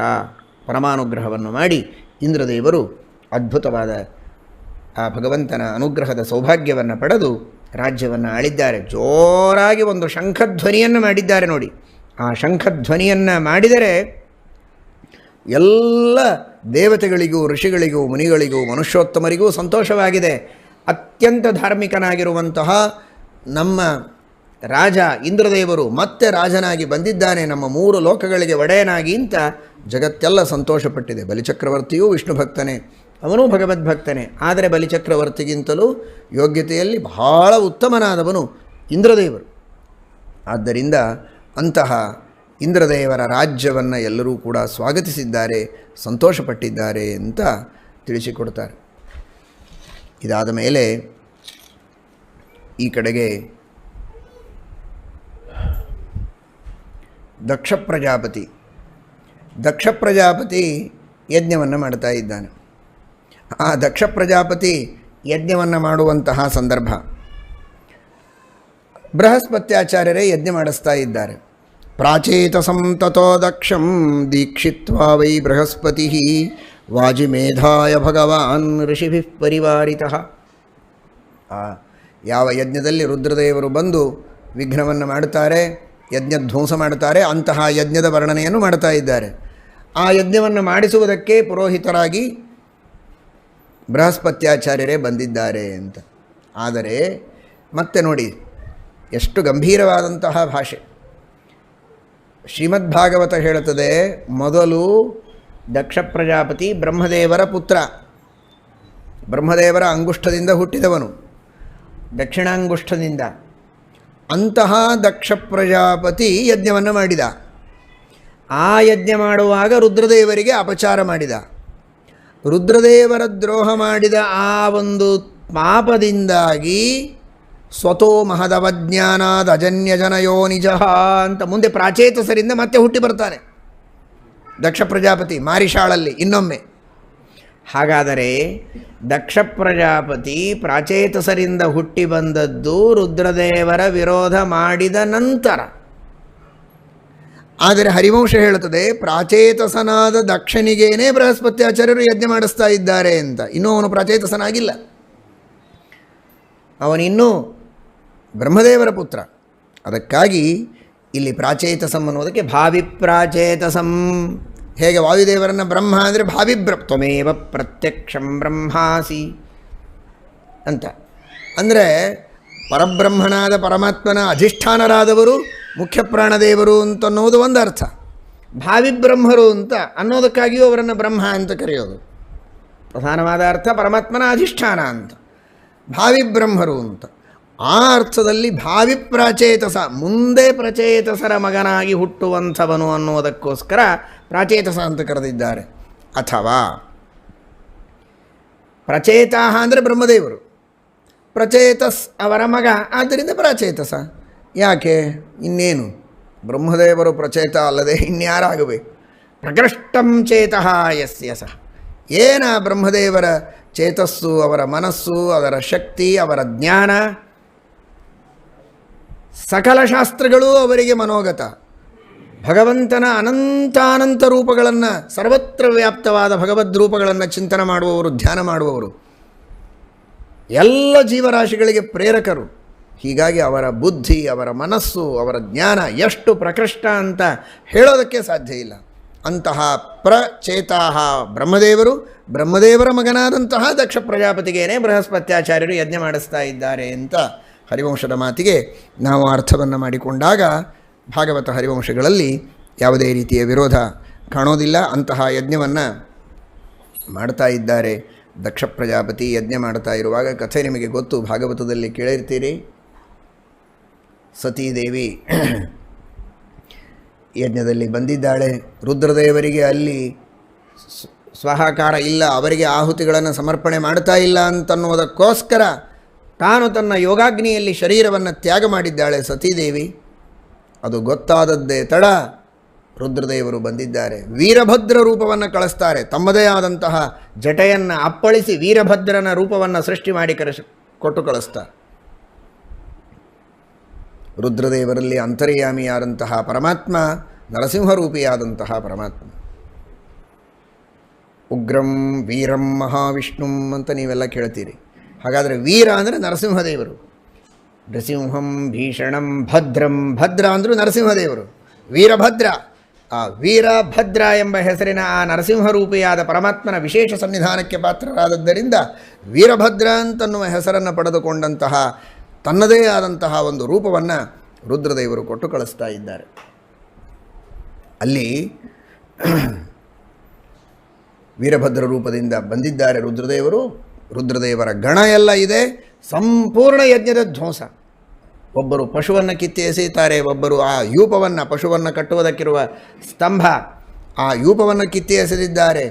ಅಗ್ನಿಯಲ್ಲಿ ನೀರನ್ನು ಹಾಕಿ ಅಗ್ನಿಯನ್ನು ಶಾಂತಗೊಳಿಸ್ತಾರೆ. ಬಂಗಾರದ ವೃಕ್ಷಗಳನ್ನು ಅಲ್ಲಲ್ಲಿ ಅಲಂಕಾರಕ್ಕೆ ಇಟ್ಟಿದ್ದಾನೆ ಮಹಾರಾಯ ದಕ್ಷ ಪ್ರಜಾಪತಿ. ಕಿತ್ತಿ ಎಸೀತಾ ಇದ್ದಾರೆ. ಏನು ಬೇಕಾಗಿದೆ ಅವರಿಗೆ? ಬಂಗಾರ. ವೈರಾಗ್ಯಾಧಿಪತಯೇ ರುದ್ರಾಯ ನಮಃ. ಮಹಾವಿರಕ್ತ ಶಿಖಾಮಣಿಗಳು ಕಿತ್ತಿ ಎಸೆದರ ಬಂಗಾರದ ಎಲ್ಲ ಪರ್ವತಗಳನ್ನು ಚಿಚ್ಚಿದು ಕಾಂಚನಾನ್ ವೃಕ್ಷಾನ್ ಶೋಭಾರ್ಥಂ ಉಪಕಲ್ಪಿತಾನ್. ಸಂಪೂರ್ಣವಾದ ಯಜ್ಞವನ್ನೆಲ್ಲ ಧ್ವಂಸ ಮಾಡಿಬಿಟ್ಟಿದ್ದಾರೆ. ಆಗ ಒಂದು ಮಾತನ್ನು ಗಮನಿಸಿ, ರುದ್ರದೇವರು ವೀರಭದ್ರ ರೂಪವನ್ನೂ ಕಳಿಸಿದ್ದಾರೆ, ತಾವು ಸ್ವತಃ ಮೂಲ ರೂಪದಿಂದಲೂ ಅನಂತರ ಬಂದಿದ್ದಾರೆ. ಎರಡು ರೂಪಗಳಿಂದ ಬಂದು ಅಲ್ಲಿ ಯುದ್ಧ ಮಾಡಿದ್ದಾರೆ ಅಂತ ಶ್ರೀಮದಾಚಾರ್ಯರು ಭಾಗವತ ತಾತ್ಪರ್ಯದಲ್ಲಿ ನಿರ್ಣಯವನ್ನು ಕೊಡ್ತಾರೆ. ಆ ಭಾಗವತ ತಾತ್ಪರ್ಯದಲ್ಲಿ ಶ್ರೀಮದಾಚಾರ್ಯರು ಕೊಟ್ಟ ನಿರ್ಣಯದ ಮೂಲವನ್ನು ಅಲ್ಲಿ ಪ್ರಮಾಣ ಕೊಟ್ಟು ಹೇಳಿದ್ದಾರೆ. ಇಲ್ಲಿಯೂ ಕೂಡ ಅಲ್ಲಿ ಬ್ರಾಹ್ಮ ಪುರಾಣದ ವಚನವನ್ನು ಶ್ರೀಮದಾಚಾರ್ಯರು ಕೊಡ್ತಾರೆ. ವೀರಭದ್ರಾಖ್ಯ ರೂಪೇಣ ಸ್ವೇನ ಪೂರ್ವಂ ಯಯೌಹರಃ ಮೂಲರೂಪೇಣ ಪಶ್ಚಾತ್ತು ಗತ್ವಾ ದಕ್ಷ ಮಥಾವಧೀತ್ ಅಂತ ಬ್ರಾಹ್ಮ ಪುರಾಣದ ವಚನ ಕೊಟ್ಟರೆ ಹರಿವಂಶದಲ್ಲಿ ಅದರ ಸೂಚನೆ ಸಿಗತ್ತೆ. ರುದ್ರಸ್ಯೈವ ಹಿ ತದ್ರೂಪಂ ದ್ವಿಧಾಭೂತಂ ತದೀಪ್ಸಯ. ರುದ್ರದೇವರೇ ಮೂಲರೂಪ ಹಾಗೂ ಅವತಾರ ರೂಪ ಎರಡು ರೂಪಗಳಿಂದ ಅಲ್ಲಿ ಬಂದು ಸಂಹಾರ ಮಾಡಿದ್ದಾರೆ ಅಂತ. ವೀರಭದ್ರ ರೂಪದಿಂದ ಸಂಹಾರ ಮಾಡಲಿಕ್ಕಾಗದೆ ಮೂಲ ರೂಪದಿಂದ ಬಂದು ಇದೊಂದು ಯಜ್ಞ ಅಂತ ಕಲ್ಪನೆ ಮಾಡಿ ಆ ಯಜ್ಞದಲ್ಲಿ ಒಂದು ಪಶು ಇವನು ಅಂತ. ಯಾಕಂದರೆ ಅವನು ಯಜ್ಞದಲ್ಲಿ ಯಜಮಾನನಾಗಿ ಮಂತ್ರದಿಂದ ದೀಕ್ಷಿತನಾದರೆ ಅವನನ್ನು ಸಂಹಾರ ಮಾಡಲಿಕ್ಕೆ ಆಗೋದಿಲ್ಲ. ಹೀಗಾಗಿ ಇದು ಯಜ್ಞವೇ, ಯಜ್ಞದೊಳಗೆ ಇವನು ಪಶು, ಯಜ್ಞದ ಅಂತರ್ಗತವಾಗಿಯೇ ಇವನನ್ನು ಸಂಹಾರ ಮಾಡ್ತೇನೆ ಅಂತ ಅನುಸಂಧಾನ ಮಾಡಿ ದಕ್ಷ ಪ್ರಜಾಪತಿಯ ಶಿರಸ್ಸನ್ನು ಛೇದನ ಮಾಡಿದ್ದಾರೆ. ಕಕಚ್ಛೇದ ಅಂತಾರೆ ಇದಕ್ಕೆ. ಕ ಅಂದರೆ ದಕ್ಷ ಪ್ರಜಾಪತಿ, ಕ ಅಂದರೆ ತಲೆ, ಛೇದ ಅಂದರೆ ಕತ್ತರಿಸೋದು. ಕಕಚ್ಛೇದ, ಕಕಚ್ಛೇದವನ್ನು ಮಾಡಿ ರುದ್ರದೇವರು ಅದ್ಭುತವಾದ ನೃತ್ಯವನ್ನು ಮಾಡಿದ್ದಾರೆ. ಈ ಮಧ್ಯದಲ್ಲಿ ಏನಾಗಿದೆ ಅಂದರೆ, ಯಜ್ಞಾಭಿಮಾನಿಯಾದ ಒಬ್ಬ ದೇವತೆ ಇರ್ತಾನಲ್ಲ, ಆ ಯಜ್ಞಾಭಿಮಾನಿಯಾದಂತಹ ದೇವತೆ ಒಂದು ಮೃಗದ ರೂಪವನ್ನು ಧಾರಣೆ ಮಾಡಿ ಓಡ್ತಾ ಇದ್ದಾನೆ. ಈ ಯಜ್ಞಧ್ವಂಸ ಮಾಡುವುದು ನೋಡಿ ಭಯಗ್ರಸ್ತನಾಗಿ ಆ ಯಜ್ಞಾಭಿಮಾನಿಯಾದ ದೇವತೆ ಮೃಗರೂಪದಿಂದ ಓಡ್ತಾ ಇದ್ದಾನೆ. ಮೃಗೋ ಭೂತ್ವಾ ನರ್ದಮಾನಃ ಬ್ರಹ್ಮಾಣಮುಪಧಾವತಿ. ಬ್ರಹ್ಮದೇವರಿಗೆ ಶರಣು ಹೋದ. ಬ್ರಹ್ಮದೇವರೇ, ಯಜ್ಞಧ್ವಂಸ ನಡೀತಾ ಇದೆ, ರುದ್ರದೇವರೇ ಬಂದು ಧ್ವಂಸ ಮಾಡ್ತಾ ಇದ್ದಾರೆ, ಇನ್ನು ಗತಿ ಏನು ನಮ್ಮದು ಅಂತ. ಏನು ಗತಿ? ಊರ್ಧ್ವಗತಿ ಎಂದರು ಬ್ರಹ್ಮದೇವರು. ಆ ಯಜ್ಞಾಭಿಮಾನಿಯಾದ ಮೃಗನಿಗೆ ಗತಿ ಕೇಳಬೇಡ, ಊರ್ಧ್ವಗತಿ ಮೇಲೆ ಹಾರು ಅಂದರು. ಆ ಮೃಗರೂಪದಿಂದ ಬಂದ ಯಜ್ಞಾಭಿಮಾನಿ ದೇವತೆಗೆ ಬ್ರಹ್ಮದೇವರು ಅನುಗ್ರಹ ಮಾಡಿದರೆ ಅವನು ಮೇಲೆ ಹಾರಿದ್ದಾನೆ. ಮೇಲೆ ಹಾರಿ ನೀನು ಅಲ್ಲೇ ಇದ್ದುಬಿಡು, ಕೆಳಗೆ ಬರಲಿಕ್ಕೆ ಹೋಗಬೇಡ ಅಂತ ಹೇಳಿದರು. ಅದೇ ಮೃಗಶಿರ ನಕ್ಷತ್ರ ಅಂತ ಆಯಿತು. ತಿಷ್ಠನ್ ನಕ್ಷತ್ರ ಶಿರಸಿ ಸಹ ರುದ್ರೇಣ ನಿತ್ಯಶಃ. ಆ ರೀತಿ ಆ ಯಜ್ಞಾಭಿಮಾನಿ ದೇವತೆಯೇ ಮೃಗಶಿರ ನಕ್ಷತ್ರಕ್ಕೆ ಅಭಿಮಾನಿ ದೇವತೆಯಾದ, ಯಾಕೆಂದರೆ ಮೃಗರೂಪದಿಂದ ಹೋಗಿ ಅಲ್ಲಿ ನಿಂತದ್ದಕ್ಕೆ ಅಂತ ತಿಳಿಸ್ತಾರೆ. ಈ ರೀತಿ ಆ ದೇವತೆಯನ್ನು ಆ ನಕ್ಷತ್ರದಲ್ಲಿ ರಕ್ಷಣೆ ಮಾಡಿದ್ದಾರೆ ಬ್ರಹ್ಮದೇವರು. ಮುಂದೆ ಯುದ್ಧ ನಡೀತಾ ಇರುವಾಗ ನೋಡಿ ಎಷ್ಟು ಸೂಕ್ಷ್ಮ. ಶ್ರೀಮದಾನಂದ ತೀರ್ಥ ಭಗವತ್ಪಾದಾಚಾರ್ಯರ ಒಂದೊಂದು ವಚನ ಎಷ್ಟು ಪ್ರಮಾಣಭೂತವಾದದ್ದು, ಪ್ರಮಾಣ ಪುಂಜದಿಂದ ಯುಕ್ತವಾದದ್ದು. ಉಕ್ತಮುಕ್ತಮಭಿಧೇಯಮುತ್ತಮಂ ವೇದವಾಕ್ಯಮನುವಾದಯನ್ಮುಹು ವ್ಯಂಜಯತ್ ಸ್ಮೃತಿವಚೋಭಿರಂಜಸ ತಸ್ಯ ಚಾರ್ಥಮತಿಯುಕ್ತಯುಕ್ತಿಮತ್. ಶ್ರೀಮದಾಚಾರ್ಯರು ಹೇಳುತ್ತಾರೆ, ಎಲ್ಲರನ್ನೂ ಸೋಲಿಸಿದ್ದಾರೆ ರುದ್ರದೇವರು ಆ ಯಜ್ಞದಲ್ಲಿ, ಪರಮಾತ್ಮನನ್ನು ಮಾತ್ರ ಸೋಲಿಸಲಿಕ್ಕೆ ಆಗಲಿಲ್ಲ. ಪರಮಾತ್ಮ ಎರಡು ರೂಪಗಳಿಂದಿದ್ದ, ಉಪೇಂದ್ರ ಮತ್ತು ನಾರಾಯಣ. ಆ ಎರಡೂ ರೂಪದಿಂದಿದ್ದ ಪರಮಾತ್ಮನನ್ನು ಸೋಲಿಸಲಿಕ್ಕೆ ಆಗಲಿಲ್ಲ, ಅವನಿಂದಲೇ ಸೋತರು ಅಂತ. ಅದು ಸ್ಪಷ್ಟವಾಗಿ ಭಾಗವತದಲ್ಲಿ ನಮಗೆ ತೋರುವುದಿಲ್ಲ. ತಾತ್ಪರ್ಯದಲ್ಲಿ ಶ್ರೀಮದಾಚಾರ್ಯರು ಹೇಳ್ತಾರೆ, ಹರಿವಂಶದಲ್ಲಿ ಅದು ಸ್ಪಷ್ಟವಾಗಿ ಗೊತ್ತಾಗ್ತದೆ. ಹರಿವಂಶದಲ್ಲಿ ಹೇಳ್ತಾರೆ, ಪರಮಾತ್ಮ ಅರ್ಥಾತ್ ಉಪೇಂದ್ರ ವಾಮನ ರೂಪಿಯಾದ ಪರಮಾತ್ಮ ಅಂತೆ ಅರ್ಥ. ತಾತ್ಪರ್ಯಕ್ಕನುಗುಣವಾಗಿ ಶ್ರೀಮದಾಚಾರ್ಯರು ಬ್ರಹ್ಮಪುರಾಣದ ವಚನವನ್ನು ಕೊಡ್ತಾರೆ. ತತ್ರೋಪೇಂದ್ರೇಣ ಹರಿಣ ಜಿತೋ ಧರ್ಮಾತ್ಮಜೇನ ಚ ಅನ್ಯಾನ್ ಜಿಗಾಯ ಪ್ರಯಯವು ಕೈಲಾಸಂ ಸ್ವಂ ನಿವೇಶನಂ ಅಂತ. ಆ ಪರಮಾತ್ಮ ನಾರಾಯಣ ರೂಪದಿಂದ ಹಾಗೂ ಉಪೇಂದ್ರ ರೂಪದಿಂದ ಪರಮಾತ್ಮ ಯುದ್ಧವನ್ನು ಮಾಡ್ತಾ ಇದ್ದಾನೆ. ಶಾರಂಗ ಧನುಸ್ಸನ್ನು ತೆಗೆದುಕೊಂಡು ಪಿನಾಕ ಧನುಸ್ಸಿನಿಂದ ರುದ್ರದೇವರು ಯುದ್ಧ ಮಾಡ್ತಾ ಇದ್ದಾರೆ. ಘನಘೋರವಾದಂತಹ ಯುದ್ಧ. ಏನು ಮಾಡಿದರೂ ಪರಮಾತ್ಮನನ್ನು ಸೋಲಿಸಲಿಕ್ಕೆ ಅವರಿಗೆ ಆಗಿಲ್ಲ. ಕೊನೆಗೆ ಪರಮಾತ್ಮ ತಾನೇ ತನ್ನ ಧನುಸ್ಸನ್ನು ಅವರ ಕಂಠದಲ್ಲಿ ಹಾಕಿ ಶಾರಂಗ ಧನುಸ್ಸನ್ನು ಎಳಿತಾನೆ. ವಿಷದಿಂದ ನೀಲವಾದಂತಹ ಕಂಠ ಪರಮಾತ್ಮ ಧನುಸ್ಸನ್ನು ಹಾಕಿ ತಿಕ್ಕಿದಾಗ ಇನ್ನಷ್ಟು ನೀಲವಾಗಿದೆ. ಕಂಠೇ ಜಗ್ರಾಹ ಭಗವಾನ್ ನೀಲಕಂಠಸ್ತತೋಭವತ್. ಆ ರೀತಿ ರುದ್ರದೇವರನ್ನು ಪರಮಾತ್ಮ ಯುದ್ಧದಲ್ಲಿ ಸೋಲಿಸಿದ್ದಾನೆ. ನಂದಿ ಯುದ್ಧಕ್ಕೆ ಬರ್ತಾನೆ ಪರಮಾತ್ಮನ ಹತ್ತಿರ. ಜೋರಾಗಿ ಪರಮಾತ್ಮನ ತಲೆಯ ಮೇಲೇನೆ ಆ ಪಿನಾಕ ಧನುಸ್ಸನ್ನು, ನಮ್ಮ ರುದ್ರದೇವರ ಕಂಠದಲ್ಲಿ ನೀನು ಶಾರಂಗ ಧನುಸ್ಸು ಹಾಕಿದರೆ ನಿನ್ನ ತಲೆಯ ಮೇಲೆ ಪಿನಾಕ ಧನುಸ್ಸನ್ನು ಹಾಕ್ತೀನಿ ಅಂತ ನಂದಿ ಪಾಪ ಪ್ರಯತ್ನ ಮಾಡಿದರೆ ಆಗ ಪರಮಾತ್ಮ ಸ್ತಂಭಯಾಮಾಸ. ಹೇಗಿದ್ದಾಗೆ ಸ್ಟ್ಯಾಚ್ಯೂ ಪ್ರತಿಮೆಯಂತೆ ನಿಲ್ಲಿಸಿಬಿಟ್ಟಿದ್ದಾನೆ. ಆಚೆ ಈಚೆ ಸರಿಯೋ ಹಾಗಿಲ್ಲ, ಬಾಯಿ ತೆಗೆದದ್ದು ಹಾಗೇ ನಿಂತು ಬಿಟ್ಟಿದೆ ನಂದಿ. ಆಗ ಪರಮಾತ್ಮ ಅಚಿಂತ್ಯಶ್ಚ ಅಪ್ರಮೇಯಶ್ಚ ಅಜೇಯಶ್ಚಾಪ್ಯರಿಂದಮಃ. ಶ್ರೀಮದಾಚಾರ್ಯರು ಹೇಳಿದ ಭಾಗವತ ತಾತ್ಪರ್ಯದ ನಿರ್ಣಯಕ್ಕೆ ಹರಿವಂಶದಲ್ಲಿ ಇದಕ್ಕಿಂತ ಹೆಚ್ಚಿನ್ನೇನು ಪ್ರಮಾಣ ಬೇಕು? ಅಚಿಂತ್ಯಶ್ಚ ಅಪ್ರಮೇಯಶ್ಚ ಅಜೇಯಶ್ಚಾಪ್ಯರಿಂದಮಃ ಯುಗಾಂತಾಗ್ನಿ ಸಮೋಭೂತ್ವ ಶಾಂತಾತ್ಮ ಹರಿರವ್ಯಯ.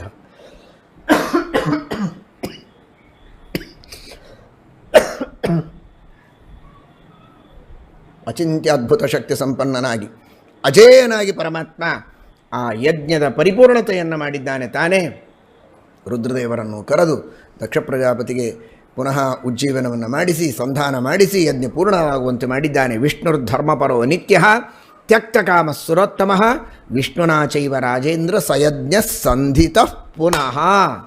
ಪರಮಾತ್ಮನೇ ಪುನಃ ಆ ಯಜ್ಞದ ಪೂರ್ಣತೆಯನ್ನು ಮಾಡಿದ್ದಾನೆ ಎನ್ನುವ ಆ ಭಗವಂತನ ಸರ್ವೋತ್ತಮತ್ವದ ಒಂದು ಪ್ರಮೇಯವನ್ನು ಶ್ರೀಮದ್ ಆಚಾರ್ಯರು ಭಾಗವತ ತಾತ್ಪರ್ಯದಲ್ಲಿ ಸ್ಪಷ್ಟವಾಗಿ ನಿರೂಪಣೆ ಮಾಡಿದ್ದನ್ನು ಹರಿವಂಶ ಅತಿ ಸುಸ್ಪಷ್ಟವಾಗಿ ನಿರೂಪಣೆ ಮಾಡಿ ನಮಗೆ ಕೊಡ್ತಾ ಇದೆ ಅಂತ ನಾವಿಲ್ಲಿ ತಿಳಿಯಬೇಕು. ಈ ಭಗವಂತನ ಮಹಿಮೆಯನ್ನು ಕೇಳಿದರೇನೆ ಅವಾಪ್ಯ ಕಾಮಾನಿ ಹವೀತ ಶೋಕಃ ಪರತ್ರ ಚ ಸ್ವರ್ಗಫಲಾನಿ ಭುಂಕ್ತೆ. ಐಹಿಕ ಪಾರಲೌಕಿಕ ಸಕಲವಿಧ ಇಷ್ಟಾರ್ಥಗಳನ್ನು ಹೊಂದುತ್ತಾನೆ. ಅಂತಹ ಮಹಾಮಹಿಮೆ ಪರಮಾತ್ಮನದು ಅಂತ ಹೇಳ್ತಾರೆ. ಮುಂದೆ ವರಾಹರೂಪಿಯಾಗಿರುವಂತಹ ಪರಮಾತ್ಮನ ಒಂದು ವಿಶೇಷವಾದ ಮಹಿಮೆಯನ್ನು ಹಿಂದೆ ನೀವು ಹೇಳಿದ್ದೀರಿ, ಮತ್ತೆ ಹೇಳಿ ಅಂತ ಜನಮೇಜಯ ಕೇಳ್ತಾನೆ. ಅಷ್ಟು ಕುತೂಹಲ ಇವತ್ತಿನವರಿಗೆ. ಆದರೆ ಆಗಿತ್ತಲ್ಲ, ಒಂದು ಸಲ ಆಗಿದೆ, ಕೇಳಿದೆ. ನಾವು ಕೇಳಿಲ್ಲ, ಆದರೂ ನಮ್ಮ ತಂದೆ ತಾಯಿ ನಮ್ಮ ತಾತ ಕೇಳಿದ್ರು ಇದನ್ನೆಲ್ಲ. ಭಾಗವತ ಒಂದು ಬಾರಿ ಸಂಪೂರ್ಣ ನಮ್ಮ ತಾತ ಎಲ್ಲ ಕೇಳಿದರು. ಆದ್ದರಿಂದ ಅದನ್ನೇನು ಮತ್ತೆ ಹೇಳೋದು ಬೇಕಾಗಿಲ್ಲ ಅನ್ನೋವಂಥ ಜನ ಇವತ್ತು. ತಾತ ಕೇಳಿದರೆ ನಿನಗೇನೋ ಬಂತು. ಆದರೆ ಜನಮೇಜಯ ನೋಡಿ, ಒಂದು ಬಾರಿ ಹೇಳಿದರೆ ತೃಪ್ತಿ ಇಲ್ಲ ಅವನಿಗೆ, ಇನ್ನಷ್ಟು ವಿಸ್ತಾರವಾಗಿ ಮತ್ತೆ ನನಗೆ ವರಾಹಾವತಾರದ ವರ್ಣನೆಯನ್ನು ಮಾಡಿ ಅಂತ ಕೇಳ್ತಾ ಇದ್ದಾಗ ವೈಶಂಪಾಯನರು ಆ ಭಗವಂತನ ಅದ್ಭುತವಾದ ಪ್ರಳಯದ ವೈಭವವನ್ನು, ಪ್ರಳಯ ಕಾಲದಲ್ಲಿ ದೇವರು ತೋರುವಂತಹ ಮಹಾಮಹಿಮೆ ಏನು ಅದನ್ನು ಮೊದಲು ವರ್ಣನೆ ಮಾಡುತ್ತಾರೆ. ತಾನೇ ಸ್ವಯಂ ಶೇಷದೇವರೊಳಗೆ ಅಂತರ್ಯಾಮಿಯಾಗಿ ಸಂಕರ್ಷಣ ರೂಪದಿಂದ ಅಗ್ನಿಯ ಸೃಷ್ಟಿಯನ್ನು ಮಾಡಿ ಎಲ್ಲವನ್ನು ಸುಟ್ಟು ಹಾಕ್ತಾನೆ ಲೋಕಗಳನ್ನು. ಹಿಂದೆ ಬಂದಿದೆ. ತಾನೇ ಸೂರ್ಯನಲ್ಲಿ ನಿಂತು ಮೇಲಿನಿಂದ ತಾಪ ಕೊಡ್ತಾನೆ, ತಾನೇ ವಾಯುವಿನಲ್ಲಿ ನಿಂತು ಶೋಷಣೆ ಮಾಡ್ತಾನೆ, ತಾನೇ ಮೇಘಗಳಲ್ಲಿ ನಿಂತು ಎಲ್ಲ ಕಡೆಗೆ ನೀರನ್ನು ತುಂಬುವಂತೆ ಮಾಡ್ತಾನೆ. ಈ ರೀತಿ ಆ ಪ್ರಳಯ ಕಾಲದಲ್ಲಿ ಅನೇಕ ಜನ ಕೇಳುವುದುಂಟು, 33 ಕೋಟಿ ದೇವತೆಗಳು ಅನ್ನುವ ಉಲ್ಲೇಖವೇ ಎಲ್ಲಿಯೂ ಬಂದಿಲ್ಲ ಪುರಾಣಗಳಲ್ಲಿ ಅಂತ ಕೆಲವರ ಅಭಿಪ್ರಾಯ. ಇಲ್ಲಿ ಉಲ್ಲೇಖ ಬರುತ್ತೆ, ಸರ್ವೇ ದೇವಗಣಾಶ್ಚೈವ ತ್ರಯಸ್ತ್ರಿಂಶಚ್ಚಕೋಟಯ ತಸ್ಮಿನ್ ಹನಿ ಸಂಪ್ರಾಪ್ತೆ ತಂ ಹಂಸಂ ಮಹದಕ್ಷರಂ. ಆ 33 ಕೋಟಿ ದೇವತೆಗಳು ಕೂಡ ಪ್ರಳಯ ಕಾಲದಲ್ಲಿ ಹಂಸರೂಪಿಯಾದ ನಾಶರಹಿತನಾದ ಶುದ್ಧನಾದ ಆ ಪರಮಾತ್ಮನಲ್ಲಿ ಪ್ರವೇಶ ಮಾಡುತ್ತಾರೆ. ಸೃಷ್ಟಿಕಾಲದಲ್ಲಿ ಭಗವಂತನ ಉದರದಿಂದ ಹೊರಗೆ ಬರ್ತಾರೆ, ತಮ್ಮ ತಮ್ಮ ಸಾಧನೆಯನ್ನು ಮಾಡಿಕೊಳ್ತಾರೆ. ಪ್ರಳಯ ಕಾಲದಲ್ಲಿ ಆ 33 ಕೋಟಿ ದೇವತೆಗಳು ಭಗವಂತನ ಉದರದಲ್ಲಿ ಆಶ್ರಯವನ್ನು ಪಡೆದು ಇರ್ತಾರೆ ಅಂತ ಹರಿವಂಶ ವರ್ಣನೆ ಮಾಡುತ್ತದೆ. ಈ ರೀತಿ ಆ ಪರಮಾತ್ಮ ಪ್ರಳಯ ಕಾಲದಲ್ಲಿ ಇರ್ತಾನೆ. ಭಗವಂತ ವಟಪತ್ರಶಾಹಿಯಾಗಿ ಮಲಗಿರ್ತಾನೆ. ಲಕ್ಷ್ಮೀದೇವಿ ಮಾತ್ರ ಇರ್ತಾಳೆ, ಯಾರೂ ಇರೋದಿಲ್ಲ. ಏಕೋ ನಾರಾಯಣ ಆಸೀನ್ನ ಬ್ರಹ್ಮನ ಚ ಶಂಕರ. ಯಾವ ದೇವತೆಗಳು ಇರೋದಿಲ್ಲ, ಪರಮಾತ್ಮ ಒಬ್ಬನೇ ಒಬ್ಬ ಇರ್ತಾನೆ. ಉಳಿದವರೆಲ್ಲರೂ ಭಗವಂತನ ಉದರದಲ್ಲಿರ್ತಾರೆ. ಮತ್ತೆ 1000 ಯುಗ ಕಳೆದ ಮೇಲೆ ಪುನಃ ಸೃಷ್ಟಿ ಮಾಡುತ್ತಾನೆ. ಈ ರೀತಿಯ ಭಗವಂತನ ಬಹಳ ದೊಡ್ಡ ಮಹಿಮೆ ಇದು. ಅಜ್ಞಾನಂ ಪಾರತಂತ್ರ್ಯಂಚ ಪ್ರಳಯೇ ಅಭಾವಯೇವಚ ಅಂತ. ಅಜ್ಞಾನ ಪಾರತಂತ್ರ್ಯ ಪ್ರಳಯ ಕಾಲದಲ್ಲಿ ಇಲ್ಲದೇ ಇರೋದು ಅನ್ನೋದು ಇನ್ನೆಲ್ಲ ದೇವತೆಗಳಿಗೆ ಅದು ದೋಷ. ಆದರೆ ಆ ತರಹದ ಅಜ್ಞಾನವೂ ಇಲ್ಲ. ಪ್ರಳಯ ಕಾಲದಲ್ಲಿಯೂ ತಾನಿದ್ದು ಸಮಸ್ತ ಜಗತ್ತಿನ ಸೃಷ್ಟಿ ಮಾಡುವ ಸರ್ವೋತ್ತಮನಾದ ಸರ್ವ ಸೃಷ್ಟಿಕರ್ತೃವಾದ ದೇವ ಒಬ್ಬನೇ ಒಬ್ಬ ನಾರಾಯಣ ಸರ್ವೋತ್ತಮ ಅನ್ನುವುದನ್ನು ಘಂಟಾಘೋಷವಾಗಿ ಹರಿವಂಶ ಪುರಾಣ ಹೇಳ್ತಾ ಇದೆ. ಆ ರೀತಿ ಸೃಷ್ಟಿ ಮಾಡುತ್ತಾನೆ. ನಾರಾಯಣ ಪರಾದೇವ, ಭಾಗವತದಲ್ಲಿಯೂ ಈ ವಚನ ಬರ್ತದೆ. ನಾರಾಯಣ ಪರಾಕ್ರಿಯಾ, ನಾರಾಯಣ ಪರೋ ಯಜ್ಞ, ನಾರಾಯಣ ಪರಾಶ್ರುತಿ, ನಾರಾಯಣ ಪರೋ ಮೋಕ್ಷೋ, ನಾರಾಯಣ ಪರಾಗತಿ. ಎಲ್ಲ ವೇದಗಳು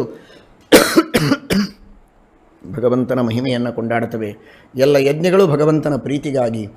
ಮೋಕ್ಷ ಕೊಡುವವನು ದೇವ, ಧರ್ಮ ಮಾಡಿಸುವವನು ಧರ್ಮಗಳಿಗೆ ಫಲ ಕೊಡುವವನು ಪರಮಾತ್ಮ, ತಪಸ್ಸು ಸತ್ಯ ಎಲ್ಲದಕ್ಕೂ ಮೂಲಭೂತನಾದವನು ನಾರಾಯಣ ನಾರಾಯಣ ನಾರಾಯಣ ಅಂತ ಪುನಃ ಪುನಃ ಹೇಳುತ್ತದೆ. ಒಂದು ಮಾತನ್ನು ಶ್ರೀಮದ್ ಆಚಾರ್ಯರು ಹೇಳುತ್ತಾರೆ, ದೇವರು ತಿಳಿದದ್ದನ್ನು ಎಲ್ಲರೂ ತಿಳಿಯುವುದಕ್ಕೆ ಸಾಧ್ಯ ಇಲ್ಲ, ಆದರೆ ಎಲ್ಲರೂ ತಿಳಿದದ್ದನ್ನು ದೇವರು ತಿಳಿತಾನೆ ಅಂತ ಭಾಗವತ ತಾತ್ಪರ್ಯದಲ್ಲಿ ಶ್ರೀಮದಾಚಾರ್ಯರು ಹೇಳ್ತಾರೆ.